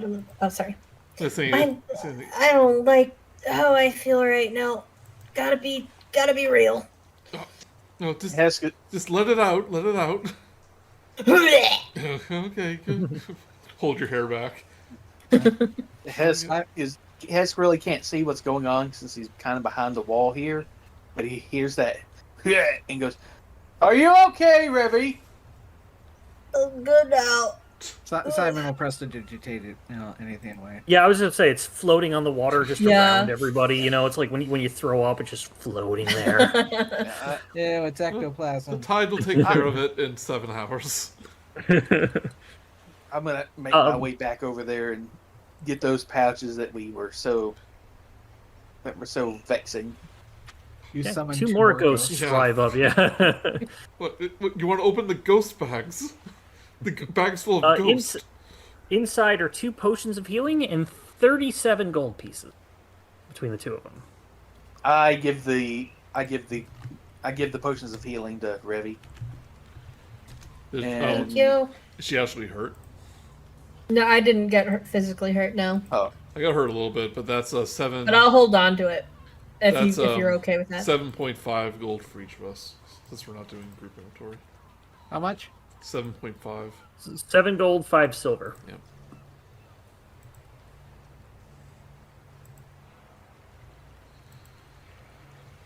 To save the next chamber, the deep one that you were in. This cave is filled with water to the depth of 10 feet, and its ceiling is another 10 feet above the water's surface. A large opening in the east leads to another chamber. A lip along the bottom of its edge prevents water from proceeding any further, and large claw marks are visible along this lip. Claw marks? Yep. I'm going to drink one of those potions since I got hurt a little bit. Go for it. I've got macro down to the bottom. Just click the wine glass. Is this regular healing potion? Yep. I don't see the macros. I haven't added seen it anything. manually. Right now. You should see them now. Oh, is it in the new interface? Nope, it should be on the bottom one. Everybody should see it. It should be below your characters. Click on the 3 lines. It says macros, I don't have any. Oh, the 3 lines. Sorry. and then the little wine bottle. You put in bar. Maybe Oh, it doesn't. Okay, there they are. Maybe it doesn't automatically add them. Yeah, there's to a the little bar this time. checkbox Yeah. beside in bar we can put in. I think they used to add those ones to everybody automatically. It does the token ones because I control the tokens. So What's Anyway. the guitar one for? that one Bardic is Inspiration. Bardic Inspiration. It's a violin. I'm not seeing it at all on the new interface. Have you seen the dots at the top upper right? right, next to the gear. There's a list icon. Oh, I see it. There you go. All right, let's continue because we've got a little more to do. We got a little more to do, then we go on to part 2. This is going to take 2 nights, maybe? I don't think so. It depends on how long it takes to get into the thing. It could. So I don't Let's mind continue. taking 2 nights as long as everyone else is good. Yeah, no, I'd be totally down for another night of this. Yeah. Okay. All right, yeah, we'll see at around 11 if we want to stop, keep going, and where we're at, and how long we can go. All right. But let's keep going. How's his health looking? He's fine. For now. Hesk feels... He's a little bit hurt, but not enough to... He's got like 2 potions of greater healing, so he's going to wait. All right, what would you all like to do? Go to the land. Yes. Yeah. Let's get out of the water. Slosh. He just... Okay. Hesk like shakes out some of the water from his armor. This chamber appears to have been dug out of the surrounding stone. The floor is slick with moisture, but not flooded. The place was once a bedroom. Stains on the floor mark where once stood a bed, a desk, a table, and chairs. The splintered remains of this furniture have been pushed into a corner. A large wooden door is to the north. To the north is slightly ajar. Mounted on the wall next to the door, seemingly left untouched, is a shelf of books and scrolls. It has been filled with colorful covers and attractive shades of parchment. He says something about claw marks on the walls in the other room. There were claw marks on the sort of the lip that you climbed over to stand up here. Okay. Can I look at the marks?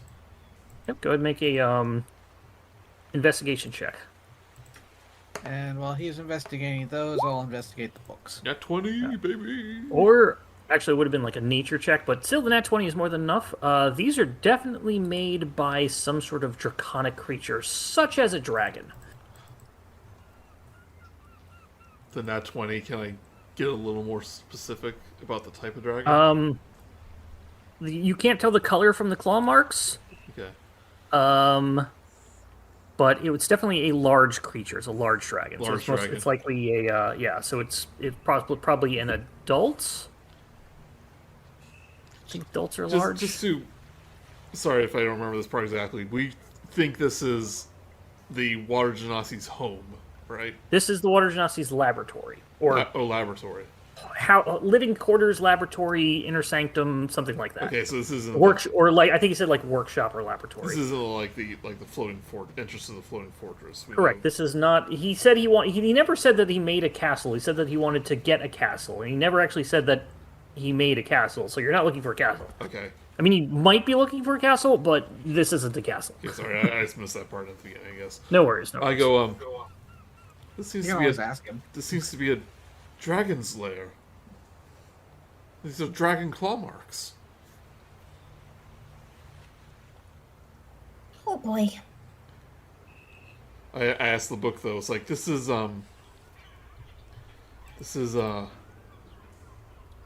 Zikran's laboratory, correct? Yes, this is definitely the place.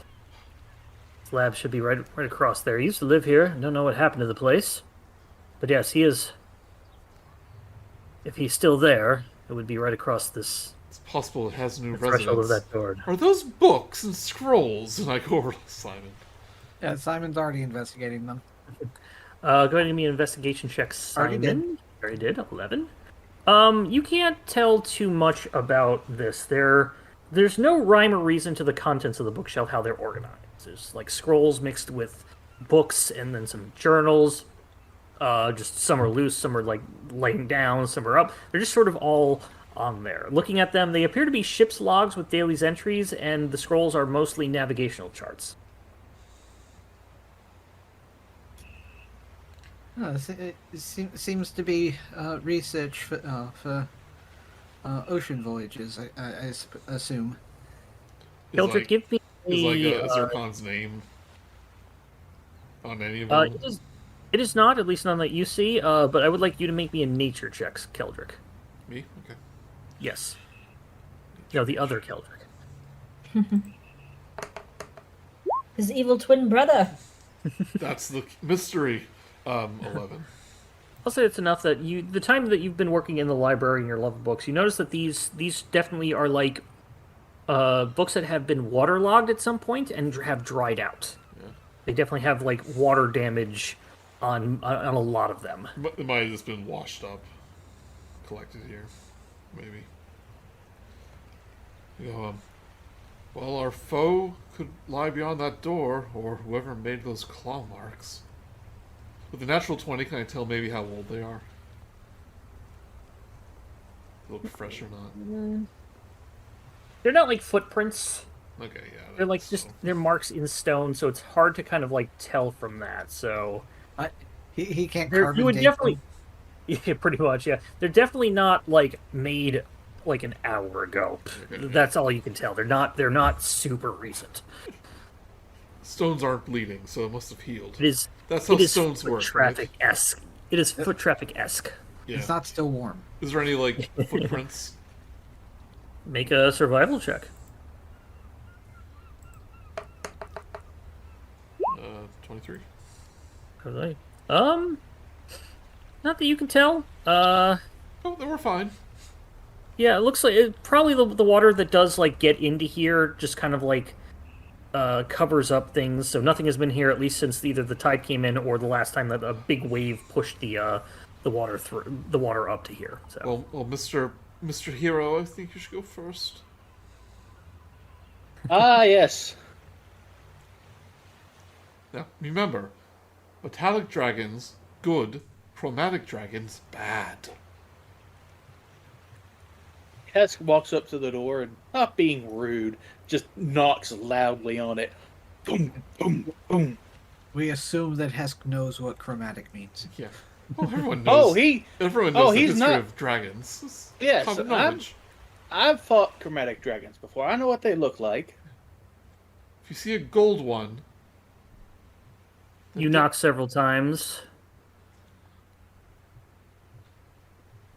And boop boop, I don't have a timer in front of me. Sec. Get a random number generator. DoorDash. That's my random number generator.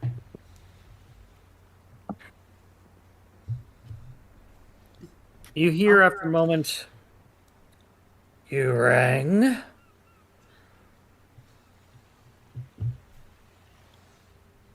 You knocked.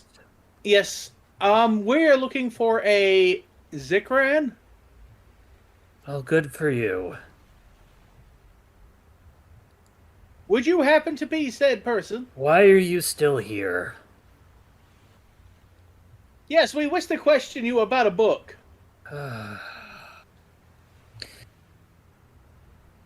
Open the door and come in and talk to me. Very well. I open the door. Cutting out the every. I walk in first. Voice ready. Yes, I walk in first. And I kind of motion for everyone to stay behind. Several small glowing stones hang from the 20-foot-high ceiling of this large cave, which is cluttered with laboratory equipment and beautiful coral sculptures.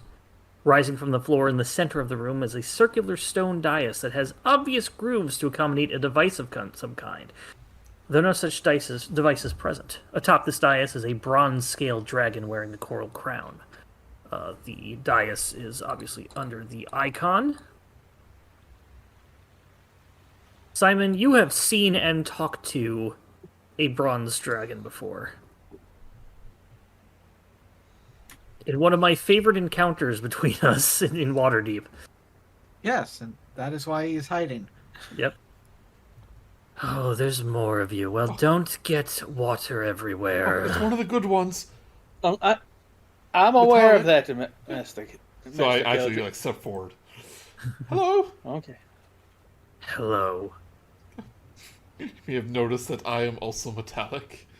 I have. I noticed it before you even knew I noticed it. He's so wise. I figured it'd be best to knock, not to be rude. I appreciate that. You wouldn't know how many people have just come on in expecting to just... like they own the place. They don't, I do. True, manners are rarer than they used to be these days. Now, what brings you to my sanctum? All of you. Tell him about the book.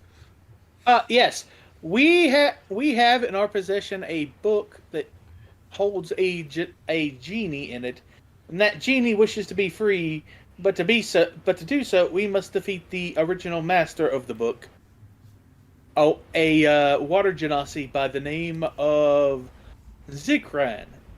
And we were led to believe that he might be here, but it appears that is not the case. That may have been who was here before. I've seen that name scrawled once or twice amongst the furnishings and previous decor. No longer. He's not been here for a good while, mainly because I've been here for that good while. And as I said, I own the place. Sorry to have intruded then. Oh, I forgot Who's to introduce that? ourselves. Who's that? No one of importance. Who's hiding back there? Oh. Come and show your face. I don't Oh. like people to be hiding from me. I like to talk directly to them. Oh, Simon, don't I- be rude. It's one of the good ones. Yes. And I push Simon forward.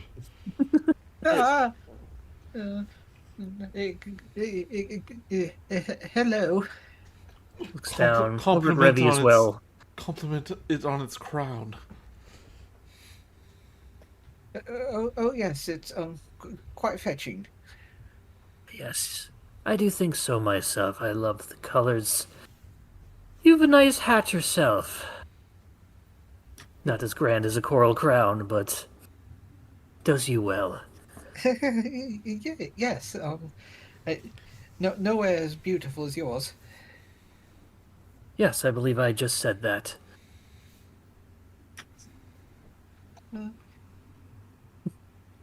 Cowards. And now about who you're looking for. They're not here. So I hope that that satisfies you. Unfortunately, do you know where he might be? No,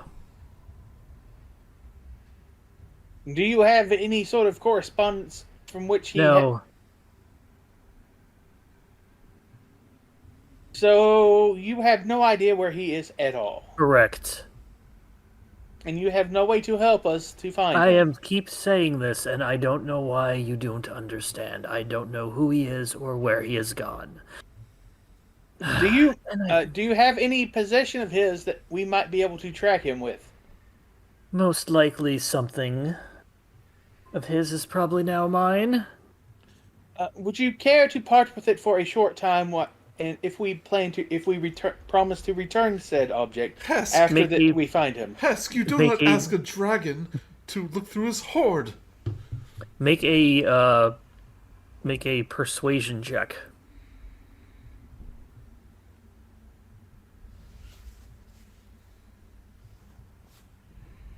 You'd be best to listen to your dragon friend there. He is correct. Ah, I am sorry if I presumed. I was just trying to. This poor Jin has been trapped in this book for who knows how long, and he wishes to be free. And you may hold the only clue as to where we could find him. Make another persuasion check. This one's a little easier DC. Not that easy. Well, that's sad for him. I'm sure that, if I know anything about genies, is that at some point the person who trapped him in there will pass on, and the genie will be free. So, it'll work itself out. I What if we asked, promise but you a what- wish? I slowly turn to Keldric, and I give him the dirtiest eye I've ever given anyone. What? He perks up, says, "What would I need a wish for? Look at everything I have. I have my coral, I have my artifacts from the various ships and sea wrecks and whatnot. And I have my cave. Well, What else could I need?" Yes, quite magnificent. Well, then we'll just keep the wish then. Okay. Fine by me. Fine. Is there anything we could do for you as a favor, a quest, or some sort of action that would allow you to help us? Or Revi, do you have any way to persuade him, maybe? Maybe if they talk to the djinn. Yes, speak So to the djinn directly. Then you can see his sad eyes and how trapped and lonely he is. And she brings out the book and And he's not bad on the eyes either. I do like blue. Who doesn't? Gazri comes out is like, yes, your dragonness, my handlers, I guess you would say, they speak the truth. We merely wish to free me from the book, and they merely just need to find a way to track this Zikran. It would be doing me a solid. Go ahead and somebody make a persuasion check. Maybe I'll with do maybe it. with like a help advantage. Nope. Okay. I have a +6 persuasion. Okay.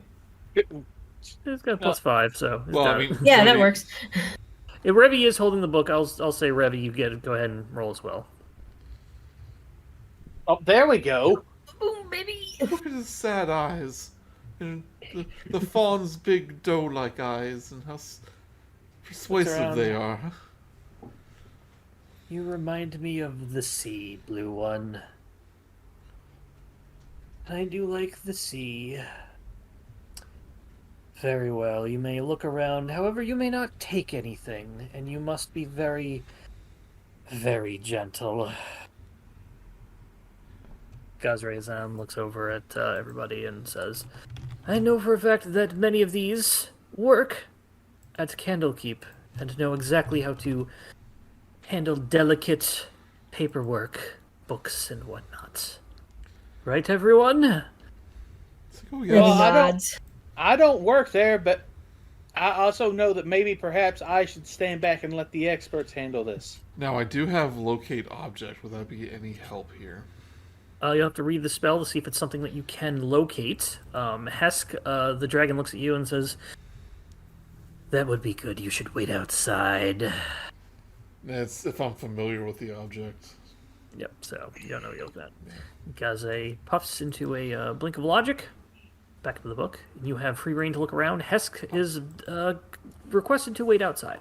You can stand at the take- door, you just can't touch anything. Yes, I'll take the book outside with me just to keep it safe.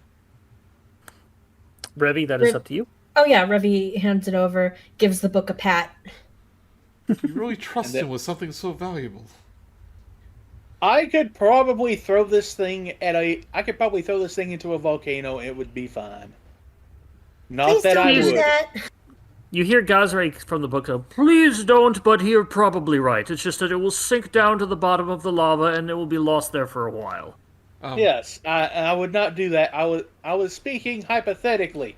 Anyways, I will be outside. Okay. And I he keeps go- going on. I go, speak in a normal voice if you need us. Because Yes, we're bound the to sound- hear it. Echoes in here. Ugh. Yes, I could speak in a normal voice. I'll just. That's the This- joke. Goodbye. That is my normal voice. Thank you. Hesk steps out. As I'm searching, I go, by the way, great dragon, what is your name? I am Ashgarlith. Scarleth, oh. I just start, poking around some of the treasure. While they're doing this, Where did you... Yes. I was going You to go say, ahead. while they're doing this, could I just take a nap? You can take a short nap. Yeah, it's not going to give you anything, but unless you have cat nap. But Yeah, No. how loud is your snores? I just start, poking around the, laboratory Yeah. equipment, saying, Okay. And, where have you gotten all your treasures from the ocean? Yes, I've. What was not left here, all of my actual treasures were from shipwrecks, lost derelict ships, sunken treasure. Although they'll have all these gold and bronze coins. Have you found give me any the book any day. any tomes or scrolls? Oh, a couple. Are you a man of the sea? No. Do you have any interest in the sea? No. I actually get a little seasick. Steps over to you. Oh, Oh, hello. that's a little. Sorry. Maybe if you learned a little bit about the sea. Are you willing to teach me? No. I'm just more comfortable in in libraries surrounded by my. Do you have By any my books books. there about the sea? Oh, I've read all types of books about the sea. Authentic ones from the sea? I've got many. He brings you over, looks over, like, these ones over here, these are all ship logs they from come from- actual from accounts the of sea? people who were on a ship. Yes. I don't know if I He gets a bit of a gleam in his. He gets a bit of a gleam in his eye. I don't know if I've actually read any sailors' logs. May I take a look? You may. He's Let me a show you my collector, favorite finally ones. getting to show off his display case. Pretty much. This Yeah. is my Kamen Rider shelf. This is my it's like my Funko Pop collection. Yes. This one's collector. I got it at Comic-Con. Simon and Revi, as long as you're being careful, you pretty much have free reign to look around. I would like each of you to roll a D3 or a D6 and just divide by 2 and round down.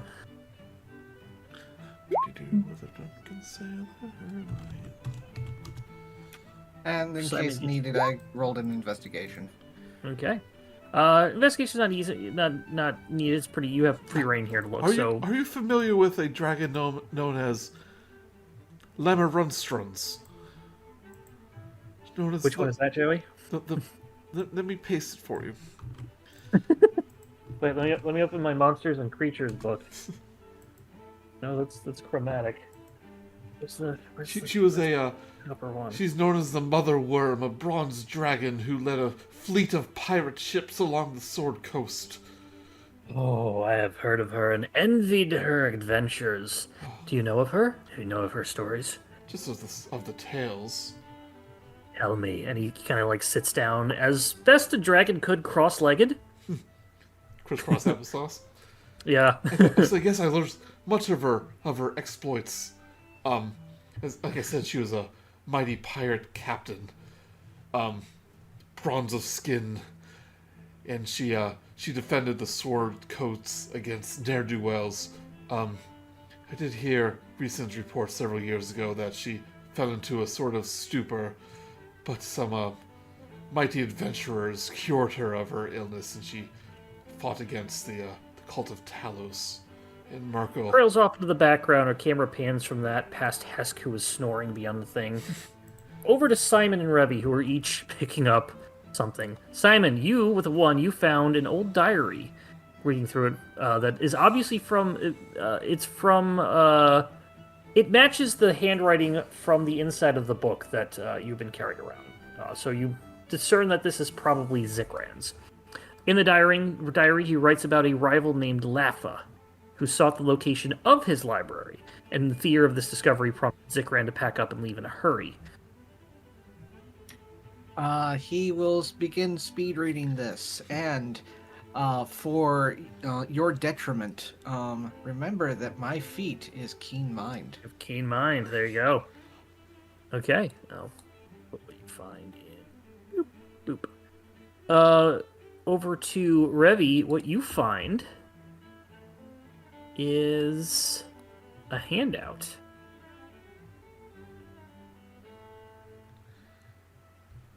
This appears to be diagrams that show the structure and inner workings of a magical cannon powered by elemental air. It's an airsoft cannon? Pretty much. I had to go find blueprints of a cannon, and I was like, oh, I gotta make it look like there's an elemental on there, so I quickly blend photoshopped in an air elemental picture. That's the best I could do. Out, kid. Well, I don't have anything with which to copy, so I don't know. You I can't showed take it. Simon. Simon Oh, yeah. remembers it. Yeah, Revi's not really a bookworm. If Revi and Simon, go ahead and make an Arcana check. Both of us? Yeah, as you're both looking at this diagram. Yeah, I don't. I'm not bookish. It's not nature. Yeah, you know it's a canon, but you don't really understand enough how it works. Also, generally not interested. I have to check. Actually, I might have that roll wrong. Let me double check that. Okay. Because it writes down here's a number, and then it says if this gets a number or higher. I'm like, but that's lower number, so. It's just a canon. I mean, who would find that interesting? Nope, I wrote it down correctly. So yeah, you don't get any information out of that. Okay. You can continue looking around if you wish, as Keldric does it. You will... Yeah, because you kind of need that last thing. You do find one last thing during the story, and it is this. A stray map describes a route to the mountain range farther south, labeled Cloud Peaks. A particular mountain is circled in ink with the word "here" written beside it. Is the X reminiscent of where we're currently at? The X would be where you roughly are, yes. This is, I put these things on the map so they're not to scale of where you Well, you did very good job, Mark. Very good. Well, I didn't do the map, I put it, but it's probably a closer peak and it would be like that far down the mountain range. But, yeah. So, that is roughly where it is. Can I assume that that Simon has a map? Yeah, or you know the general geography. Okay. He'll make a note on it to. Hey, I will mark it on your map. The light route lights up. Great. Now there's an arrow on my mini map. With that, Keldric finishes his story, and then they all ate spaghetti. No, go ahead. Then they defeated the possessed dragon Ebon Death, but alas, the brave Maruk, his soul possessed by the ruined stone, faded away into dust. Although the land was saved, the world was minus one hero. At least that's what the stories say. If you believe such things. He wipes a tear from his eye. Beautiful. I will also say, actually, Simon, with your investigation check, you also found during that a secret passage. Oh. Oh, that was there. Well, that was a good story, and brings back my time of flying over the ocean, just looking for things. Yes, well, have everybody found what they were looking for? I say, okay, everyone, start looking for what we're here for, and I start searching the objects. We have already found it, actually. What? But we just got here. It's been almost 2 hours. Nonsense! I only told the entire story of the Dragon of Icespire Peak and the 3 follow-up adventures. Available on YouTube. YouTube. Well, if you are all satisfied, I thank you for my company. I thank you for your company. I thank you for my company. Thank you for my company. That's what actually, said. his arrogance. Yeah, thank you for my company and not disturbing my stuff, and for your tales of sea travel. However, I must ask you to leave. I have a lot of sleeping to do. Oh, and the tide's about to come in. We better make... Yes, of course. Thank you for being such a generous host. He turns over to you. The item. He slowly leans in. I really like your hat. Pats you on the shoulder. Goes back.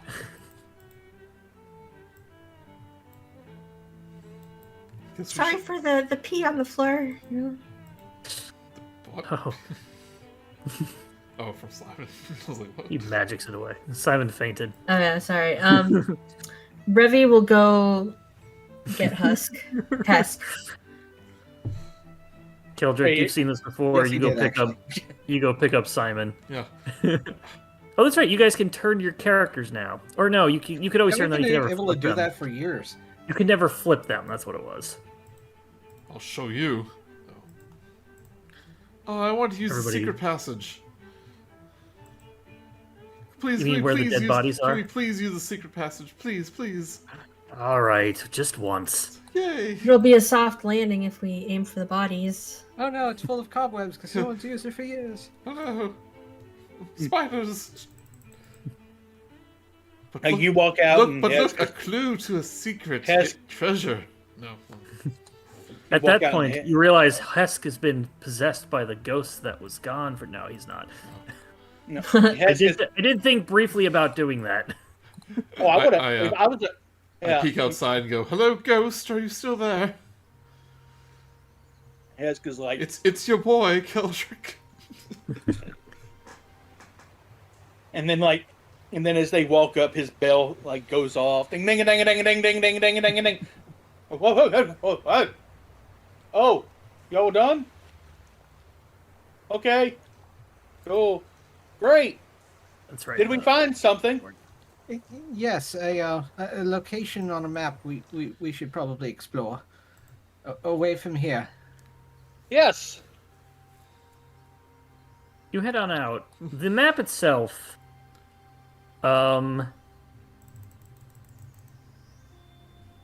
you can tell between Revi and Simon, you can tell that it is probably about a 3 days travel to get to the peak that is circled on the map. It will be heading through cold weather, and so you'll need to each get cold weather clothing. So you can go ahead and say that you will pick that up before you go. Easily have enough money to do that. So go ahead and just add cold weather clothing to your inventory. Drop by a nearby town. Yeah. Long rest, I assume.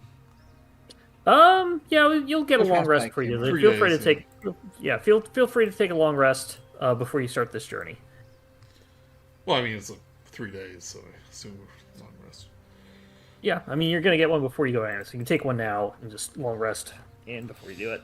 You talk to Gazre Azam. He mentions that the Cloud Peaks were home to a clan of cloud giants centuries ago. The giants occupied a keep near the top of the mountain circled on the map. Perhaps its ruins are still there. Zikran was interested in this possibility. Maybe he found something. There's Either no way, chance they're still there, though, right? Cloud giants? Centuries ago, cloud giants, they are not immortal. Unlikely. Oh, that means they're not there anymore. That's what I just answered Simon, yes. Well, That is a relief, then. can you tell me directly?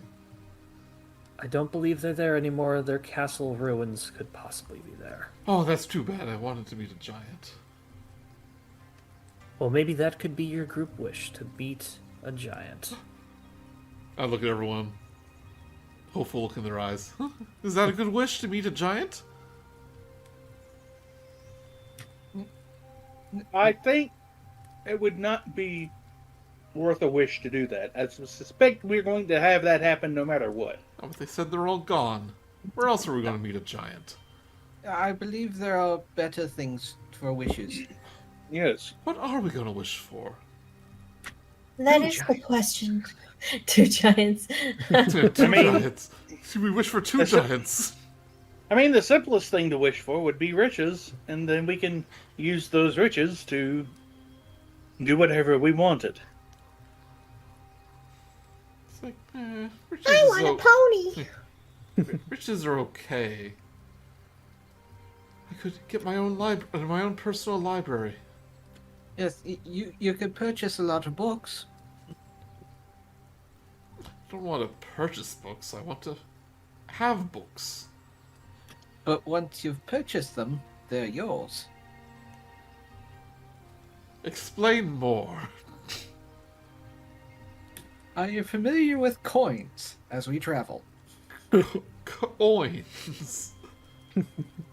I begin discussing the finer points of finance with him Capitalism. Money can be exchanged for goods and services. Simon worked as an accountant for a while within his last campaign, so Yes, and Hesk is the son of an aristocrat, is more than a little familiar with money matters. I asked the genie, what are the limits of a wish spell? Well, sometimes, depending on the giver, it can be rather literal.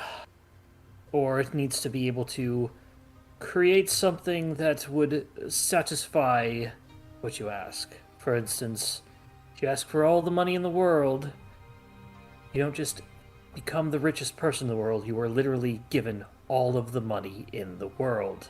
Every coin, every rice stone, every check, every IOU, and then nobody else has any. And no one in the history of anything's ever wished for that. I'm sure people have. Well, then why is there so money in the world? But it did not go well for them and was undone. Yes.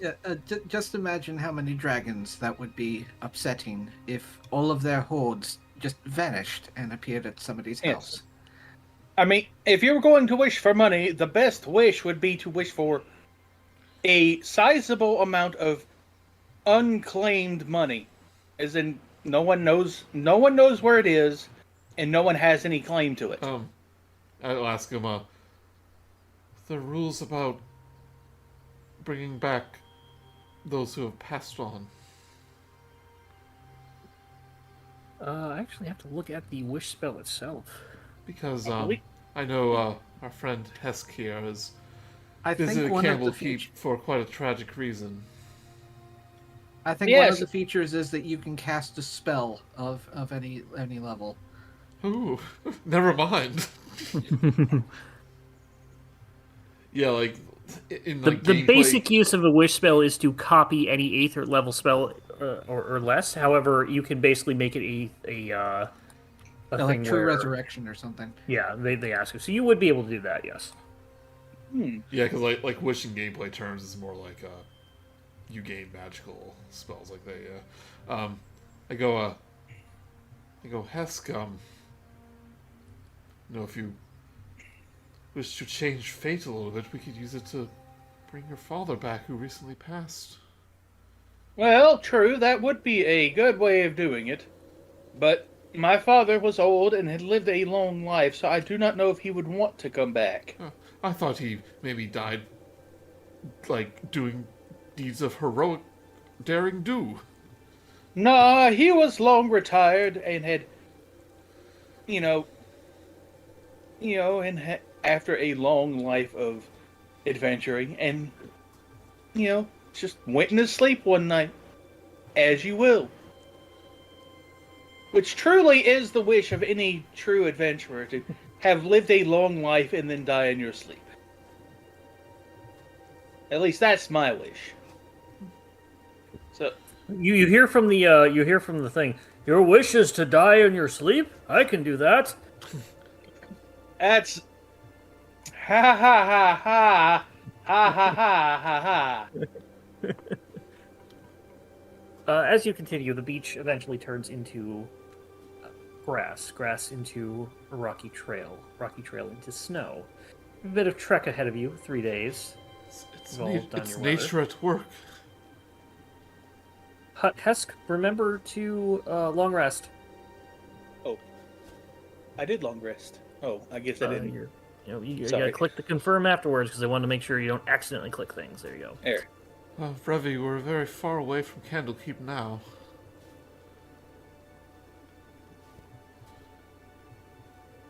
You left Revi behind. She's gone. She's not here.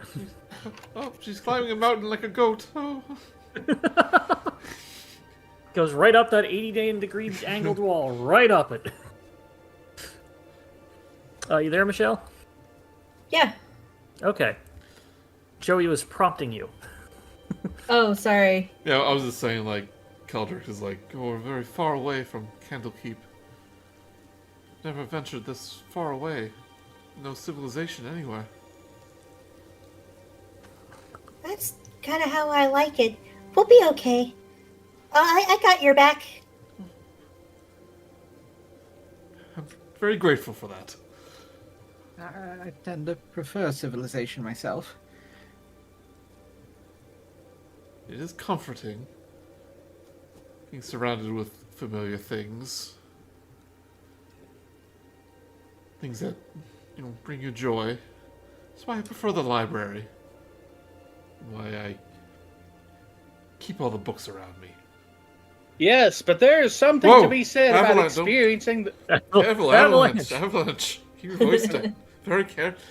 If any time in your life you want to whisper, now's the time. Every time he talks, he's immediately behind Keldric. Yeah. Keldric. As I was saying before you interrupted me, there is something about going out and experiencing the world that cannot be quite matched with reading about it. I'm quite happy with simply reading about it. You don't quite get the full picture from just a book, I have found. Yes, it lacks the terror and the possible risks. When I did read the Drist Adventures in the Icewind Dale, I do admit I wish I was there with him occasionally in my own personal versions of the story. But I didn't know it would be quite this cold. Yes, it is quite nippy, as one would say. Luckily, I can breathe fire. Does Candlekeep have an entire section devoted to Dritz fanfics? I would be surprised if it didn't. Just every week I give them a new one. Yes. Yes, and they have told you to stop. But yet I keep continuing. As you proceed, first day, sun begins to set as you continue discussing. Take up camp. Thanks to Revi knowing, being a druid, being everybody warm with various nature spells, and Hesk's weapon of warning, no problems arise during camp. I can just stick it in the ground with it, and it just, the bell just it's a there. bell. Okay, I get it. Yeah, it took me a little bit to figure that out too, Jerry. So I was like, why is it a bell? Yeah. Continuing. The next day, you continue your journey again. I do have alarm, I think. You can set that up every night. No, I don't. Second day. It seems stupid, so I didn't take it. Eventually, why would you down, need this? Why would you need the spell? I've got a mole. Yeah. I just met you. I didn't know you were gonna come. Heading up the mountain, eventually, the trail is no longer a trail. You are now just climbing mountain. Coming down in the distance, you see on a gentle slope area something. Just a person in the distance, and closer and closer and closer. Eventually, you see that is a Dragonborn coming through the. Coming down the mountain. He spots you all. Waves, starts heading on over, making his way through a bit of a deep snow. Greetings, traveler. Yes, greetings. Hello, nice to be making your acquaintanceness. Yes, hello, hi. What might bring you here to this mountain? Good folk? What brings you here? We weren't expecting to see anyone this far. Oh, yes. I enjoy the cold. I'm heading down the mountain now to go back to civilization for a bit.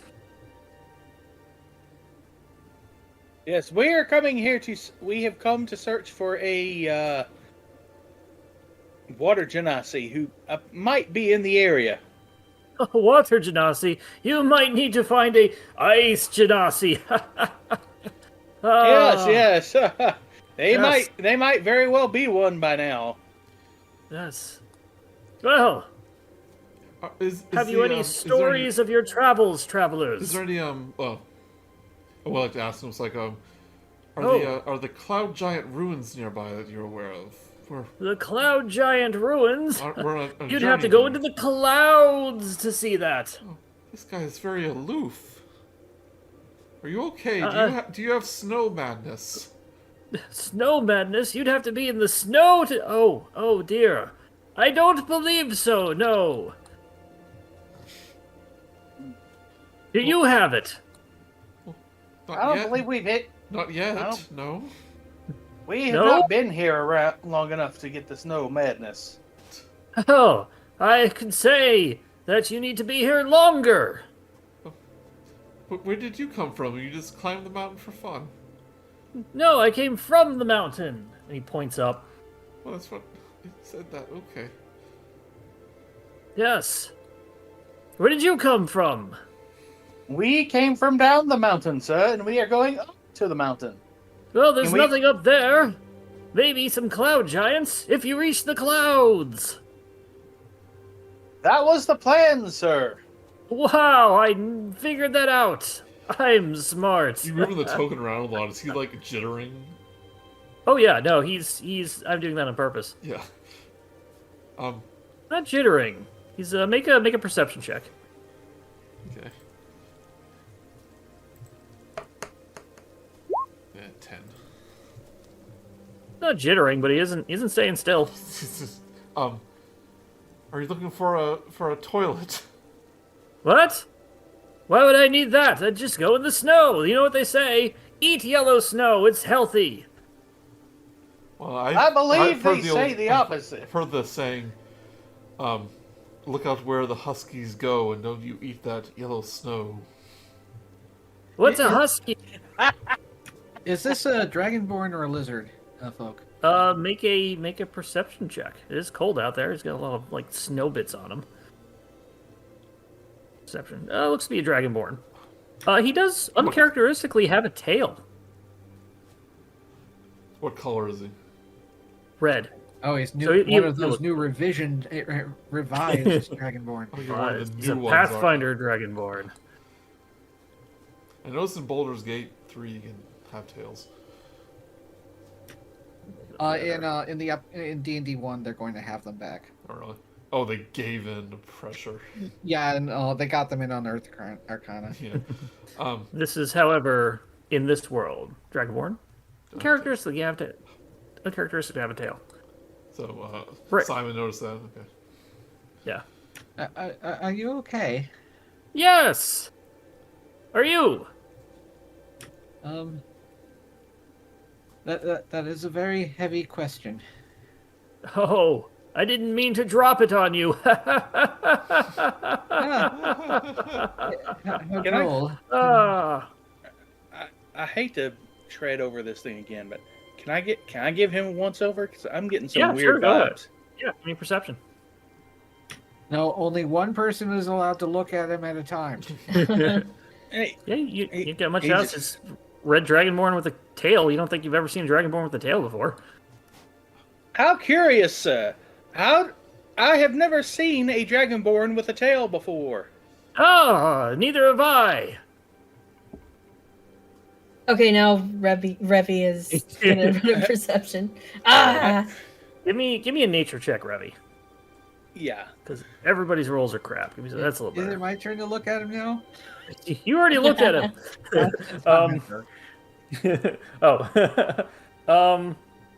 Looking over seems things. Looking over, he seems a bit emaciated for what you would expect a dragonborn. He doesn't look unhealthily emaciated, but like you would expect him to have more meat on him for like a dragonborn. Is that's he wearing a walking long, around. long trench coat? Make a investigation check. How many heads are sticking out of his chest? Oh no, you didn't. He is wearing fine cold weather clothing, but it is definitely covering him from shoulder to feet. Is his feet like disproportionately small compared to the rest of his body? Oh yeah, definitely smaller. Now that you're looking. Oh no, you didn't. This is Mark. Of course he did. Yeah. Oh, I see Why no- is everyone looking at me? Well, I see nothing wrong with this situation. He's just a cold dragonborn. Yeah, I- I'm not cold at all. Then I walk up to him and then I open his jacket. Heck, how rude!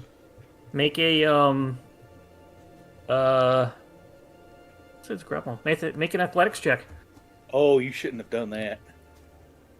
Yeah, I mean, if I'm doing it as a grapple, it's got to be that. Are you assaulting this dragonborn, Heck? What are you doing? Does a 30 do anything for you? If I can, you know what? I'm sure if I do roll, because I guess I did not import the monster. Good, stupid me. I'll have to do that later. Looking over, you do pull it, and standing in there are 2 kobolds. In a trench coat. 3 kobolds in a trench coat. Yay! The jig is up! And they kind of jump off and scatter, and like the one that was in the hood kind of like is trailing the rest of the trench coat and just starts running off. Can I grab one of them before they... Make another athletics check. There's a 20. Let me see, because he rolled possibly high enough.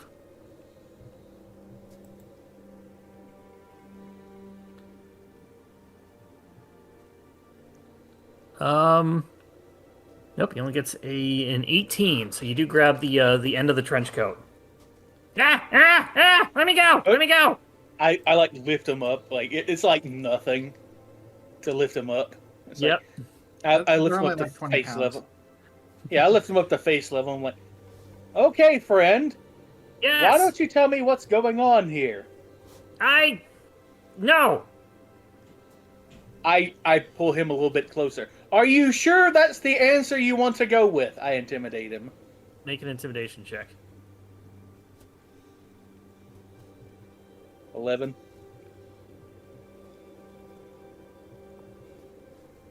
Let me insight. Natural one on that. I like trench coats. And being tall. Yes, but why are you up Just on the because. mountain? Why do I have to do anything? I don't have to do anything. Anything can just happen. Yes, but there has to be a reason why 3 kobolds are up on a mountain in a trench coat. Well, you Doesn't have to be see, a reason. You're not Keldric? doesn't Yes, there does. the 16 hit you, Hesk? No.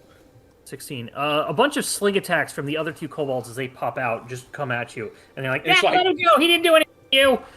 And it's like, don't. Was that supposed to hurt? Let him go. Not until someone tells me Kel- why are there 3 kobolds Make him on a Hesk, make an mountain. athletics check. Yeah, it's like... I'm Hesk- interrupting you because he's doing this while you're talking. It's So like, Hesk, just let them go. They're 20. just little kobolds. No. Another 20. another 20. He gets out. He slips out of the trench coat, and starts they're running away and they scatter. He turns around and is like, "You haven't heard the last of Dragonborn, man!" And he runs off. See? You- They were just little Keldric- guys. Keldric, did you not think it was a little suspicious that there were 3 kobolds in a trench coat on a mountain? Said he was What just was the visiting. name they said? Dragonborn man. Boardman. Okay, thank you. Well, it doesn't matter now, but they have escaped. I will say that was a was rather very cunning convincing. disguise. Yeah, very convincing. Yes, I will admit, if I hadn't designed to look down, I would have been convinced myself. However, now we shall never know what the story of Mr. Boardman, as he so calls himself, is. Oh, Hesk, what is... Hesk, are you 3 goblins in a suit of armor? Boardman. Dragonborn. Okay. All right, got it. Hess commits that to memory for future reference. Yes. But, well, now that that's over with, I guess we shall journey onward to see up the mountain. All right. And hope, though I suspect we have not seen the last of them, as they so clearly pointed out.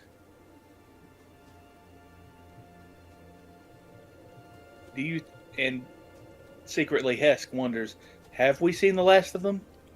We'll find out. Tune in next time to find out. Bum bum bum. Mark was like, ask me about my original character. Go on. Engage with Dragon will him. return in. I've altered the story to include my original character. Yeah, he's my new. He's my personal OC, and like he's got like 900 health and immune to everything, and can breathe fire, and he's like super cool. Yeah, scale 1-10. How cool was this character? He's about this cool. I posted the wrong. Cool or really cool. At least he wasn't. At least he wasn't Donut Steel. That's a Phoenix Wright name. As night winds down, as travel winds down, you don't see any more kobolds around. No other sort of things. Everyone begins to make camp.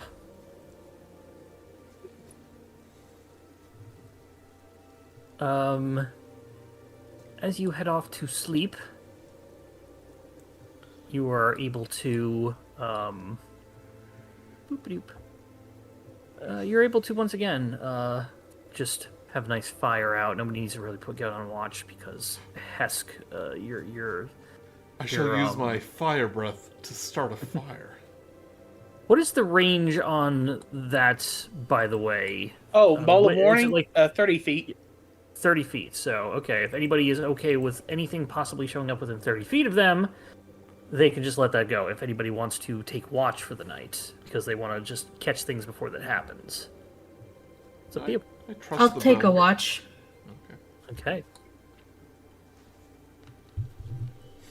What, you don't trust the bell? Better safe than sorry. There's my mountain trail. Boop. I'm trying to remember if half elves actually sleep or not. I think you have the... I think half elves still also do the trance. Yeah. I'll take a watch too. Just gives an excuse to read. Okay. So Revi, go ahead and give me a perception check. Yes. Yes. Perception, where are you? There you are. Ba-boom. Okay. Your shift goes by. Nothing happens. Eventually, you wake up Simon. And you change places. Change places. Change places. Switch. Simon, go ahead and give me a perception check. Okay. And I am taking a disadvantage because he's reading as well. Yeah, fair enough. Take advantage for playing correctly. Doesn't help anyway. What are you reading? How not to get snuck up on.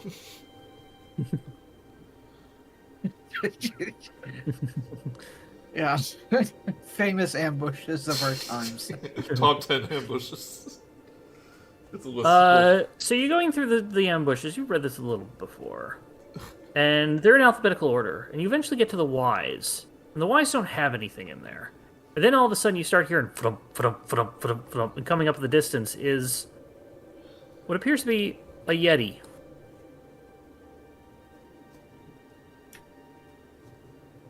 You see this just about right there. What do you do, Simon? Somehow manages to topple over the log that he was leaning against. Alarm! Alarm! Wake up! All right. With that, everybody is able to do it. Hesk, your bell will eventually go off and wake you guys up, so you do avoid. Yeah.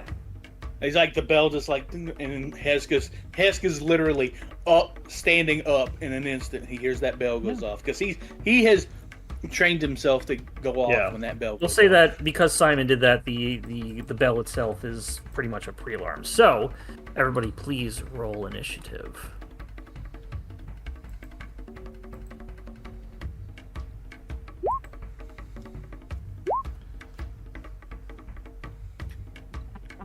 I love it when that happens. Keldric, you are up first. You are. I'm going to be nice and say that you're all sleeping in your armor. Of course. Yeah, you want to be mean. Hesk always sleeps in his armor. You are, however, prone, Keldric. I stand up. All right. Use half your movement to stand up. I go, what's that ringing? Oh no, it's a Yetiman. Is it looking like threatening? Like, what is it doing? Oh, it's coming straight default. at you. Okay. Yeah, it is coming straight at you. It looks exactly how it looks in that thing. It's after our Christmas tree. What's Christmas? It's the Bumble. Okay. So I'm going to. Don't have a lot of attack spells, turns out.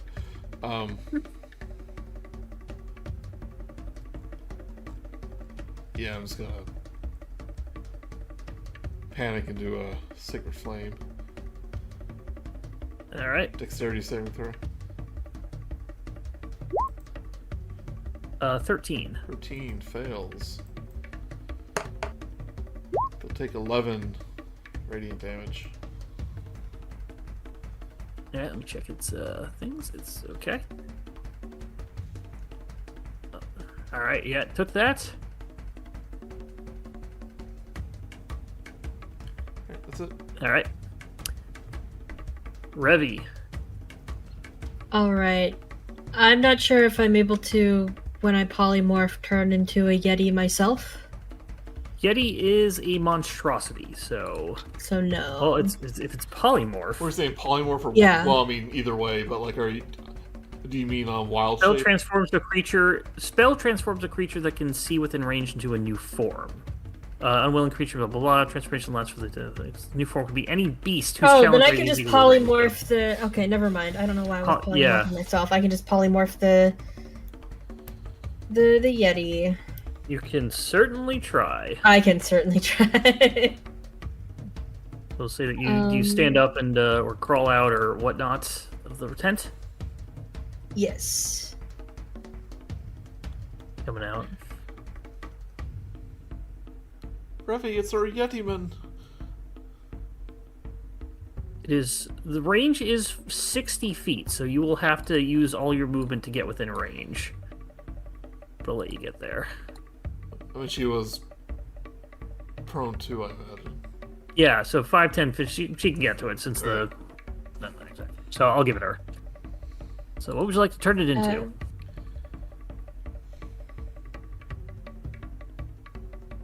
The target's challenge rating, by the way, is 9.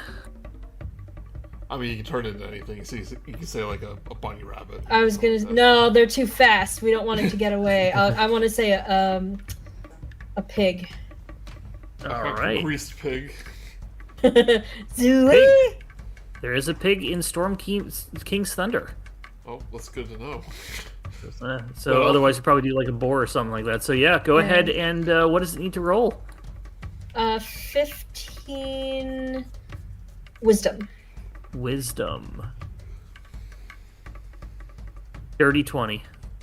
Okay. As you get up there, I was like, let's have bacon, and it just continues to just go straight at you, seemingly have no effect. You think you might have made a mistake. Well, I shouldn't say you made a mistake, but you're now first in path. Yeah. The spell itself wasn't a mistake; it just didn't work. Wah wah. Okay. Anything else, Revi? Bonus actions.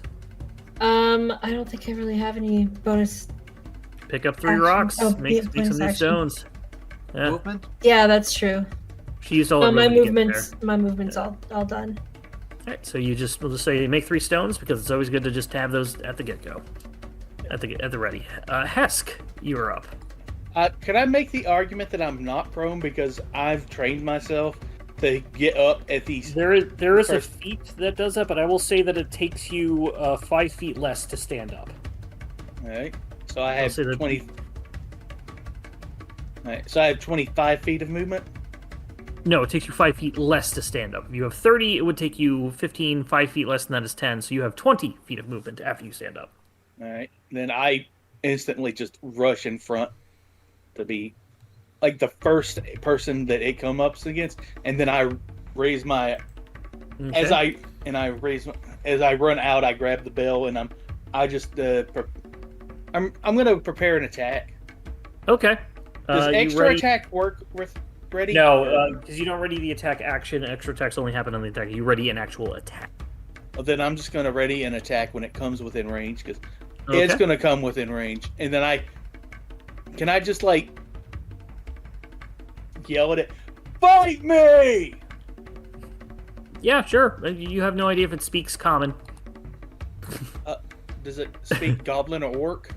Nope, it speaks Yeti. I do not. I'm not even have making a yet. joke. It just speaks Yeti. With that, Speaks it is up.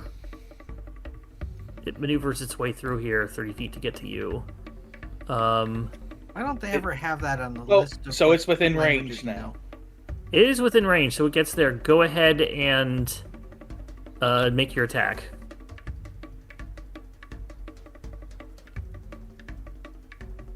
Does a 19 hit? 19 hits. All right, then it gets knocked back 5 feet. Let's knock back 5 feet. How much damage? 12. 12. Okay. Alright. Took about 30 feet to get there. It has about 40 feet, so it can get right back at you. At least they can only attack me. Oh, come on. Now you're making me go the you said that too early type thing. He's now gonna pick you up and beat us with you. Where did that knock back 5 feet thing come from? Crusher. Your mole? Okay. I have crusher feet. So, Anytime I he do will- bludgeoning damage. he will not do that other thing, however. He is going to go ahead and multi-attack.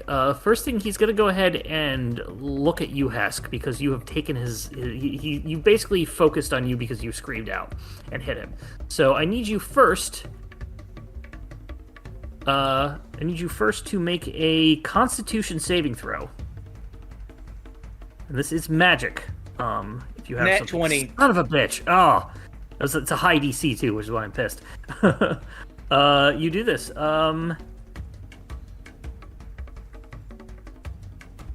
There is you take no damage on a save. I've been stared down by worse. He looks at you and then he just roar, and he uses his claw attack on you. Does a 15 hit? No. Then that will be his turn. He is I next. shout right back at him. Simon, you're up. Okay. I've got this. I've got this. Maybe that will work. It doesn't look very intelligent. And I am going to cast. Because I don't want to. I don't really want to hit low on this. I am using Synaptic Static. Ooh. Which is a 5th level enchantment. Choose a point within range and cause psychic energy to explode there. Each creature in a 20-foot radius sphere centered on that point makes an intelligence saving throw, DC 17. All right. It does have an intelligence higher than 2, so you're fine with that. And it is rolling. It rolls a 4, however. All right, so it takes 8d6 damage. Psychic damage. Not sure why it's brutal. 29. It's because it's a mix of crit fails and crit maxes, which just happens a lot on lower dice. The target has muddled thoughts for 1 minute. During this time, it rolls a d6, subtracts the number rolled for all of its attack rolls and ability checks. All right. Anything else? I think that's it. Yeah, it's instantaneous, so it doesn't stick around further. You've basically makes it think, because this makes you think that it's doing something else, right? It makes it like it's kind of like a imagery. confusion thing. Yeah, so he thinks it's like fire all around him, and he's panicking. All right. Any movement? Nope. I've got enough people in front of me. I'm good. All right, Keldric, you're up. I reach into my pocket and pull out 3 nutshells and cast Confusion. Ooh. Wisdom. Natural 20 Darn. for 21, so he doesn't have a -6. I go, you are confused! Oh, he's not confused. He's still panicking, yeah. He's too confused to be confused. Yeah. Anything else? Nope. Revi, you're up. Let's move over here. Was it determined? Move in front already. Was it determined if yes or no I could turn into the Yeti? You can't turn into Yeti because it's not a beast. Oh It's yeah, a that's right. It's a monstrosity. Yeah. What's your walk? We probably turned into like a bear or something. How about summon beast? Ooh, let's look that up. Tasha's Cauldron, call forth a bestial spirit, manifest into the thing. You get a bestial spirit stat block. Okay. Manifest and unexpected you can see within range. So where would you like to put the beast? By Hesk.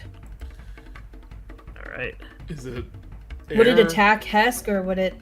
It doesn't specify. I believe it's DM's discretion. It just says choose an environment, air, land, or water. The creature resembles an animal of your choice that is native. Oh, I guess it is my choice. Definitely, yeah. It's probably I one would to think land. Giant It's up to bear. you. Like a Giant Obviously, bear. pick water.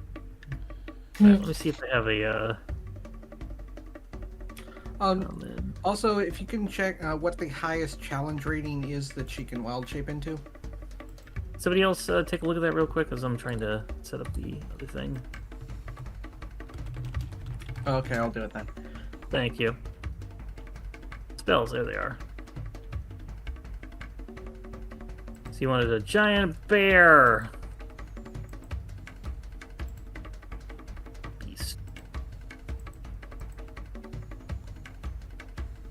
And it'll be like to the north of the thing.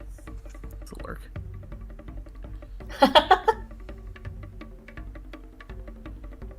CR1. All right, so this will be the bestial spirit. You'll have to roll for it, but I don't know if I can give you control. Oh yeah, I can give you control. Ready. All right, should be good. All right, go ahead and continue. Where on earth do you even have that token? Why do you have that? I have a thing of like magic spells that gives me like rings and triangles and stuff, and it also just has a bunch of things for like find familiar and conjure woodland being and stuff like that. Yeah, So I just picked one of those out. This one is AKD spell effects if you are interested. You can also have these things. Whoa! But anyway, right. I believe that was that a bonus action to summon that? No, it was an action. It was an action. Okay. Does this now go after your turn? Is that's usually how it is? Immediately after hers. Okay. You are up. All right, I don't have the know-how on how to roll this. Okay. Just go ahead. I have it open to so it has pack tactics. So that means it's next to Husk. That means it can gets advantage. Gets advantage, so... It has multi-attack, number of attacks equal to the spell halved at half its level. So, what level spell is this? So I guess it has one attack. It's one attack, so... Okay, yeah, let's do multi-attack. Unless you cast it at a higher level. But it has a maul. A maul attack. Maul attack, yeah. I was about to say the same thing. So yeah, if you'd like to just go ahead and attack with it, so it's a D20. Go ahead and roll me a D20 at advantage. D20 plus your spell attack modifier to hit. My spell attack or the... Yeah, so just go ahead and click spell it should have the purple thing. Go ahead and just roll a spell attack to hit, so... Yeah. And we just add the things there.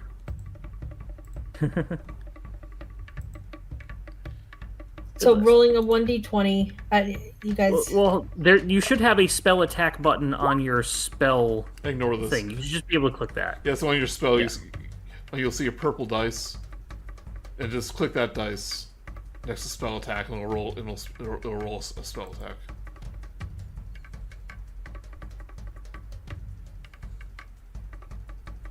Whoa, that was... I... Summon Beast. No. It's on the actual main panel of your spells.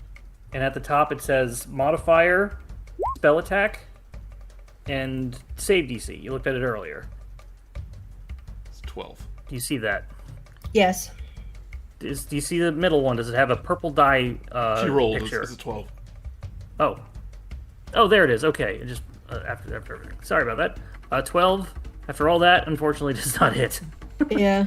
Keldric's trying to give her instructions. Like, no, it's the spell. This on the left roll. Sorry, I know this doesn't make for great content. Roll one more time. It is advantage. Roll one more time. Oh yeah. I always try to put out this track when I want like some like very like hectic sort of battle comes on, and we always get bogged down. I actually don't like this track at all.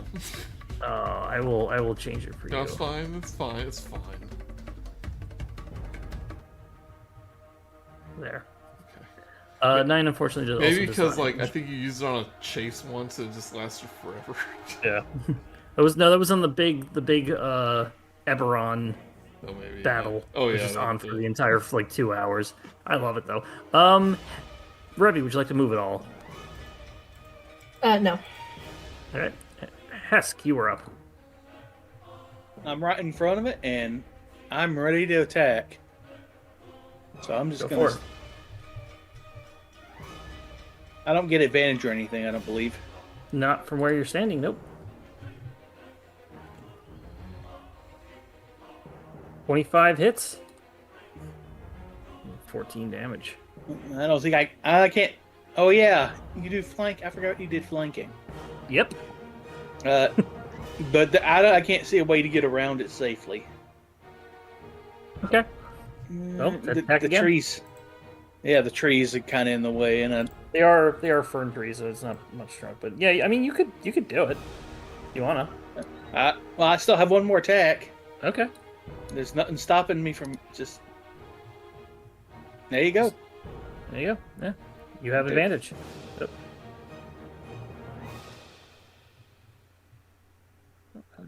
Oh, I hate this song too, Mark. Just so you know. Oh, too bad. Because it's so short. Apparently, even at advantage, I only get a 12. That doesn't. That don't seem right.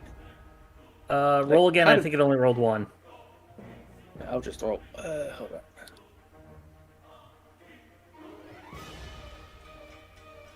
Yeah, you did not roll with. How's that? With yeah, roll a second time. So the 27. Do you want me to just do the 12 damage or the 15 damage? We'll take the 12 damage because it's tied to that. Yeah. All right. Okay.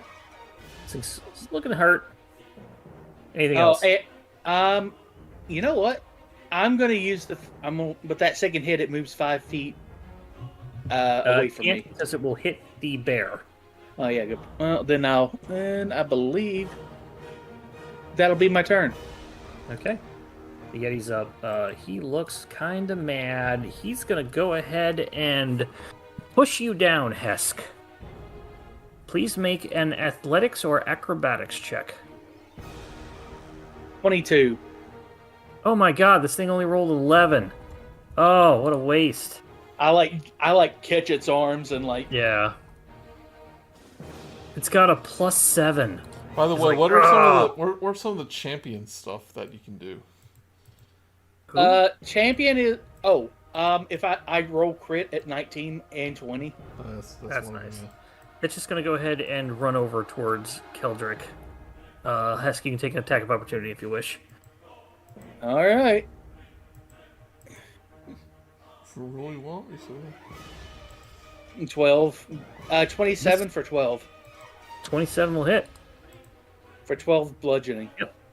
Alright, and unfortunately it doesn't have, you can't do shove with a multi-attack. So, Simon, you are up. This thing Oh, is no, coming closer. shove isn't part of my thing. It's... No, I'm it's a talking about feat. the Yeti can't. The Yeti can't. Yeah. The Yeti, you replace an attack, but you can't do that during a multi-attack, because a multi-attack is an action. Yeah. Simon, you're up.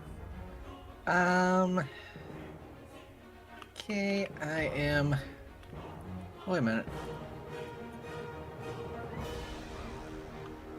Huh. Okay, we will try something else. Nah, I'm just gonna shoot at it. I am going to cast one that you seem to like. True strike. Yeah, you wish. I'm going to cast Melf's Minute Meteors. Ooh. And basically, 6 tiny meteors just start floating around him. And then I'm going to use... I can do it when I cast it as well. I'm going to send 2 of them over to him. Which, Okay. 2 dex saving throws of DC 17. Oh, I forgot. Did you also include the minuses and stuff like that I gave him? I did not, but he didn't hit anybody anyway, so... Okay. The 17, does his ability checks Yeah, have it the matches. -6?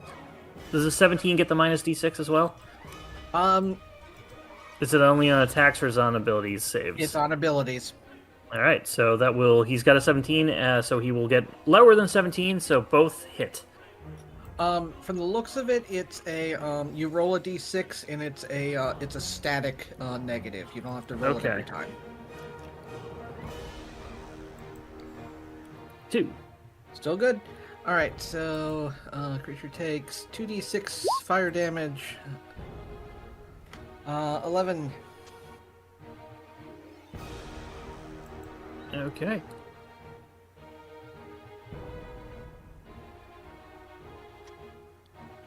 And that's for me. It's, after taking that fire damage, it is looking pretty, panicked.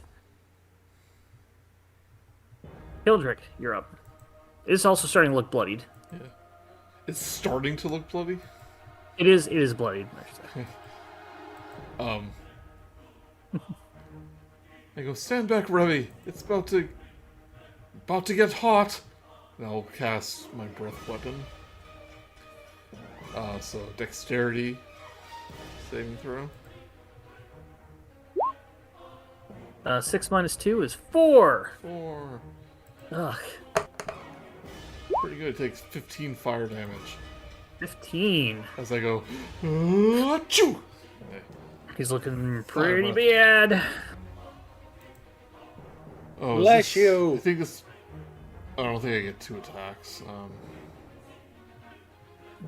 Not with the breath weapon, because the breath weapon is Well, it depends on which version of Dragonborn you're using, actually. true. Okay.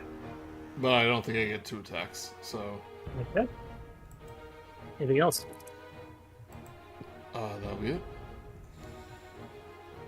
Revi, you are up. Okay, I want to move back to where Simon is, Okay. behind the log, and I'm joining. cast the magic stone. All right. Well, you already have the magic stone out, so you can just throw the magic stone. Yeah, So yeah, you yeah. throw one of your stones. Opening attack. 17 hits. 4 damage. Really Loving that consistent. 4, yeah. Your sword That'll was like, end my bang in turn. the head. I just want to get right to the bear. Yep. Is this Alright, like, bear. is that any different than using like a sling? The stone itself has a much bigger range just because of magic stone. It does magical damage and it does a little more damage. It does I think like a spell modifier or something. It does like 1d6 instead of 1d4. Yeah, it's a little And bit- the sling just gives it longer distance. Yeah. The bear may go. All right, the bear's gonna make a swipe at him, Oh, sorry. That's open. and that's Wait. with the. Sorry, what? No, go ahead. Yeah, I do spell attack damage, right? Correct. Spell attack to attack. Spell attack, then Spell yeah. attack. Yep, and then it'll be 1d8 plus 4 plus the spell's level, which was 1, so 1d8 plus 5. It's 2. And isn't it an advantage since it's flanking? It's not flanking, not at that sort of thing. But she hit anyway, so go ahead. I love the artwork. One by the way. 1d8 plus 4 plus 2. Because it's second level. Yep. Oh, oops. Easier thing to type, if you type a double bracket, and then your roll, and then another double bracket after that, without spaces, you can quickly do your roll. So I rolled, if you don't mind, I rolled an 8 plus 2, so that's 10. 10. Okay. It's still standing, but it's on its last couple of legs. Anything else, Revi? Nope. Negative. Go ahead, Hesk. Yes, coming in Because- from behind. This is gonna hurt if you don't kill it. Yeah. And would you say I'm flanking now? Yeah. Who's flanking now?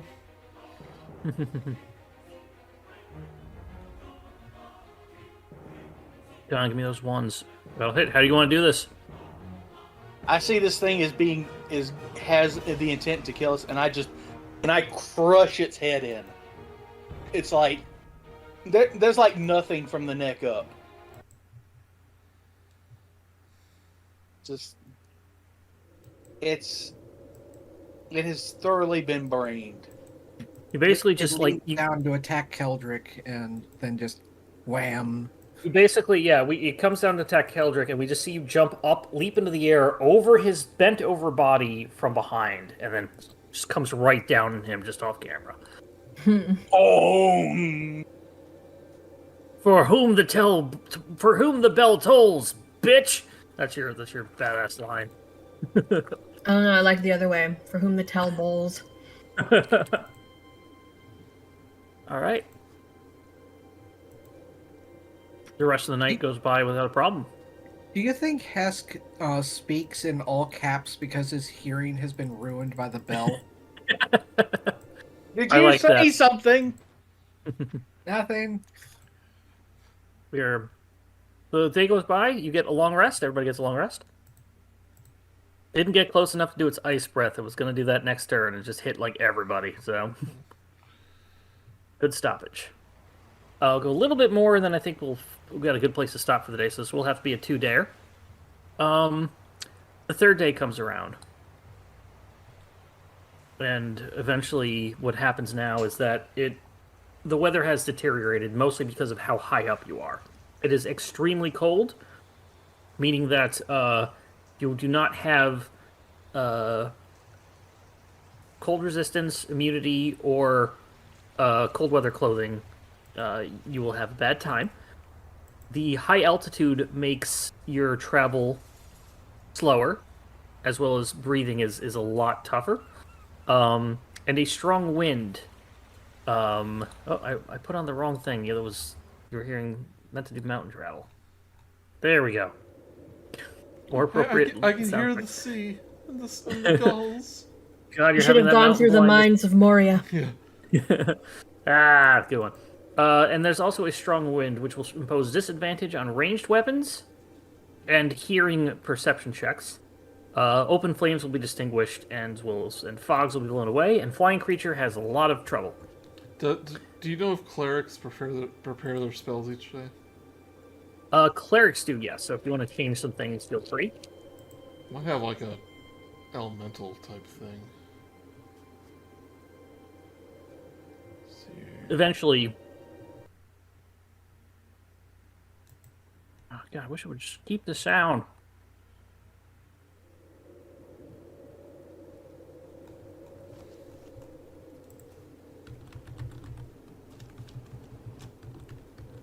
Eventually, you find in the distance a ruined keep. Still a bit of a ways out, but you can spot it on the top of the mountain. You're almost there. The ruins of a cloud giant keep sit in a frozen, naturally formed cleft in a mountain near its peak. Sheltered by the high walls of the cleft, the ruins are not subject to strong wind, which you'll see in a bit. However, before you get there, everybody roll me a perception check.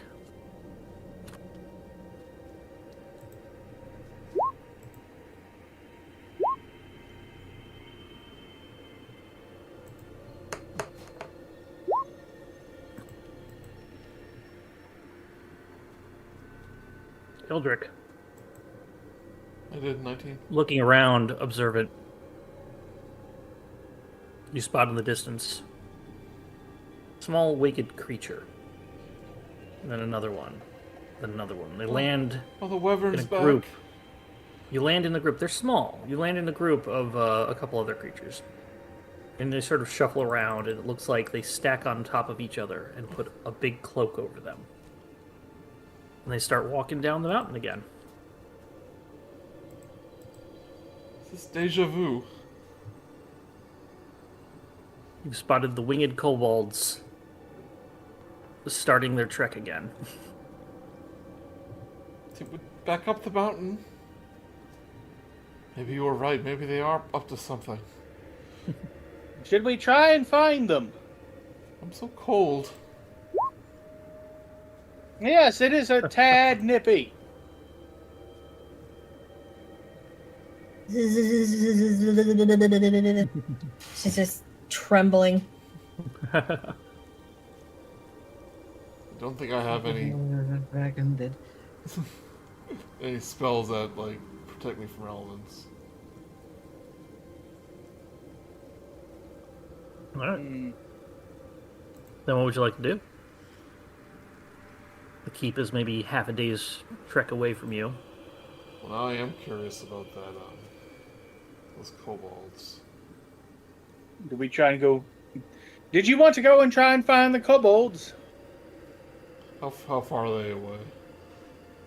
They're pretty far in the distance, and they've already started going down the mountain. Revi looks up at the keep longingly. It does seem warmer up there.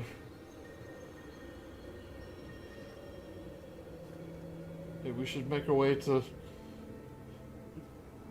where the winds aren't so harsh. You can use your wish to find out. You can use your wish to find out what the kobolds were up to. You know what? That might be worth it. I bet it's a really interesting story. I suspect we'll find out no matter what we would care to. So, why don't we just go on to the keep where it is, as you may have mentioned, it is nice and warm and not here. Oh, it's not nice and warm. It's just not windy. Yeah. Oh. Still on the top of a fucking mountain. Well, true. Okay. Well, it's less windy and it's not here. Now, this is a rather big map as you were entering giant territory.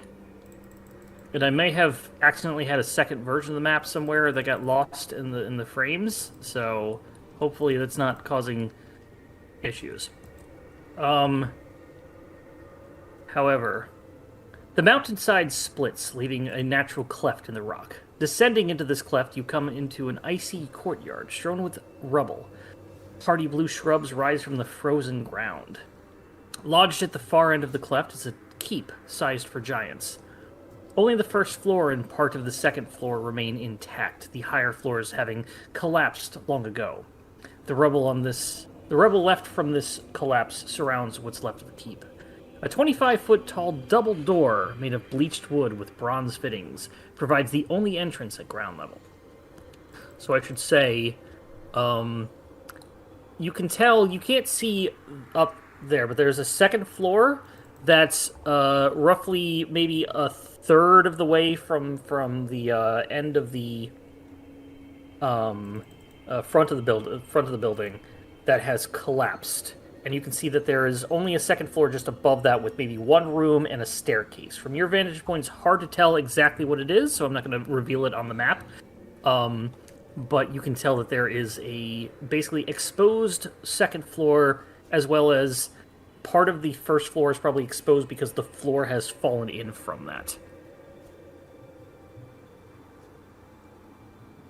So we'll go a little bit longer, and then we can call it. What would you like to do? Well, it does seem like a good stopping point. No, I got a perfect stopping point. Okay. Just want to see what you guys do first. Does anyone know enlarge? So we can reach the knob. Polymorph somebody to be You able to reach you it. actually do know enlarge. Yeah, you do know and are introduced. Okay. Yeah. How far up is the knob again? The door is 25 feet, so the knob's probably 2/3 of the way up, so probably 10 feet up. Just a little too high for me to jump up and reach it. So, Revi, would you enlarge me? Yeah. You'll have to enlarge me. If only we had a trench coat. We can try stacking. Let's be 3 humans in a trench coat. They won't notice us. Right. Go ahead and cast enlarge. No, you're fine. We're just like, we all, whenever somebody takes enlarge reduce, we're all like, oh, you can do some fun stuff with that. So we just all remember it. By the way, I intentionally failed the check. Yeah, that's fine. Yeah, you're willing creature. I don't force willing creatures to make a check. All right. You may continue. Well, I think it's a rule they can choose to fail it. You can choose to fail any check. Technically, Pretty I much. think. So, am I large enough now to reach the door? You can reach the door. It's definitely made for somebody who is huge and not large, but like a little kid at a door, you can still open it. You're like, try on your tippy toes. And I reach up and try to open the door. Oh no, child safety locks. Actually, no, before I even open the door, I stop. And then, like, ingrained manner so deep that he doesn't even know he's doing it. And he knocks on the door. He's like, and then he just looks at his hand like, why? It like echoes through the tavern. He can't. Nobody It's like answers? he can't even help it. He has to. Snow falls off the roof. Yeah. What do you do? After hearing that no one has answered, he then opens the door. All right. Let me cut this out. But he has to at least knock first. Part of this room is open to the sky. The yellow line on there is roughly what's going up to the second area. The ghosts of 2 cloud giants wander this hall, the floor of which is made of frost-covered white and green tile. A worn carpet leads from the entrance into the staircases going up and down. 2 doors to the west lead to other rooms. 3 giant-sized display cases along the east wall hold faded documents. I shut the door. The ghosts, I will say, as they wandered around, one was like heading towards you and then just kind of walked to the side, and they're just like wandering back and forth, making a bit of a loop. I shut the door and turns towards everybody. So, how do you feel about ghosts? And that's where we're gonna end tonight. Not a fan. Yeah, no. Well, then I have bad news. Fade to black. I hope it's not Ghost. Only thing worse than ghosts is giant ghosts. Gosh. The gang It's actually fight- kind of funny because The gang fights giant ghost. the map had those ghosts loaded as large creatures, but they're huge. So I had to make You them had bigger. to make them bigger. Thanks. Yeah. All Thank right. you, everybody. Thank you, Mark. Thank if we you. That continue was this on, fun. we'll do the Everyone have fun. Yeah, we'll figure what to do with the second part. Depending on what you do, it could just take like an hour, or it could take a good 2/3 of a normal session. So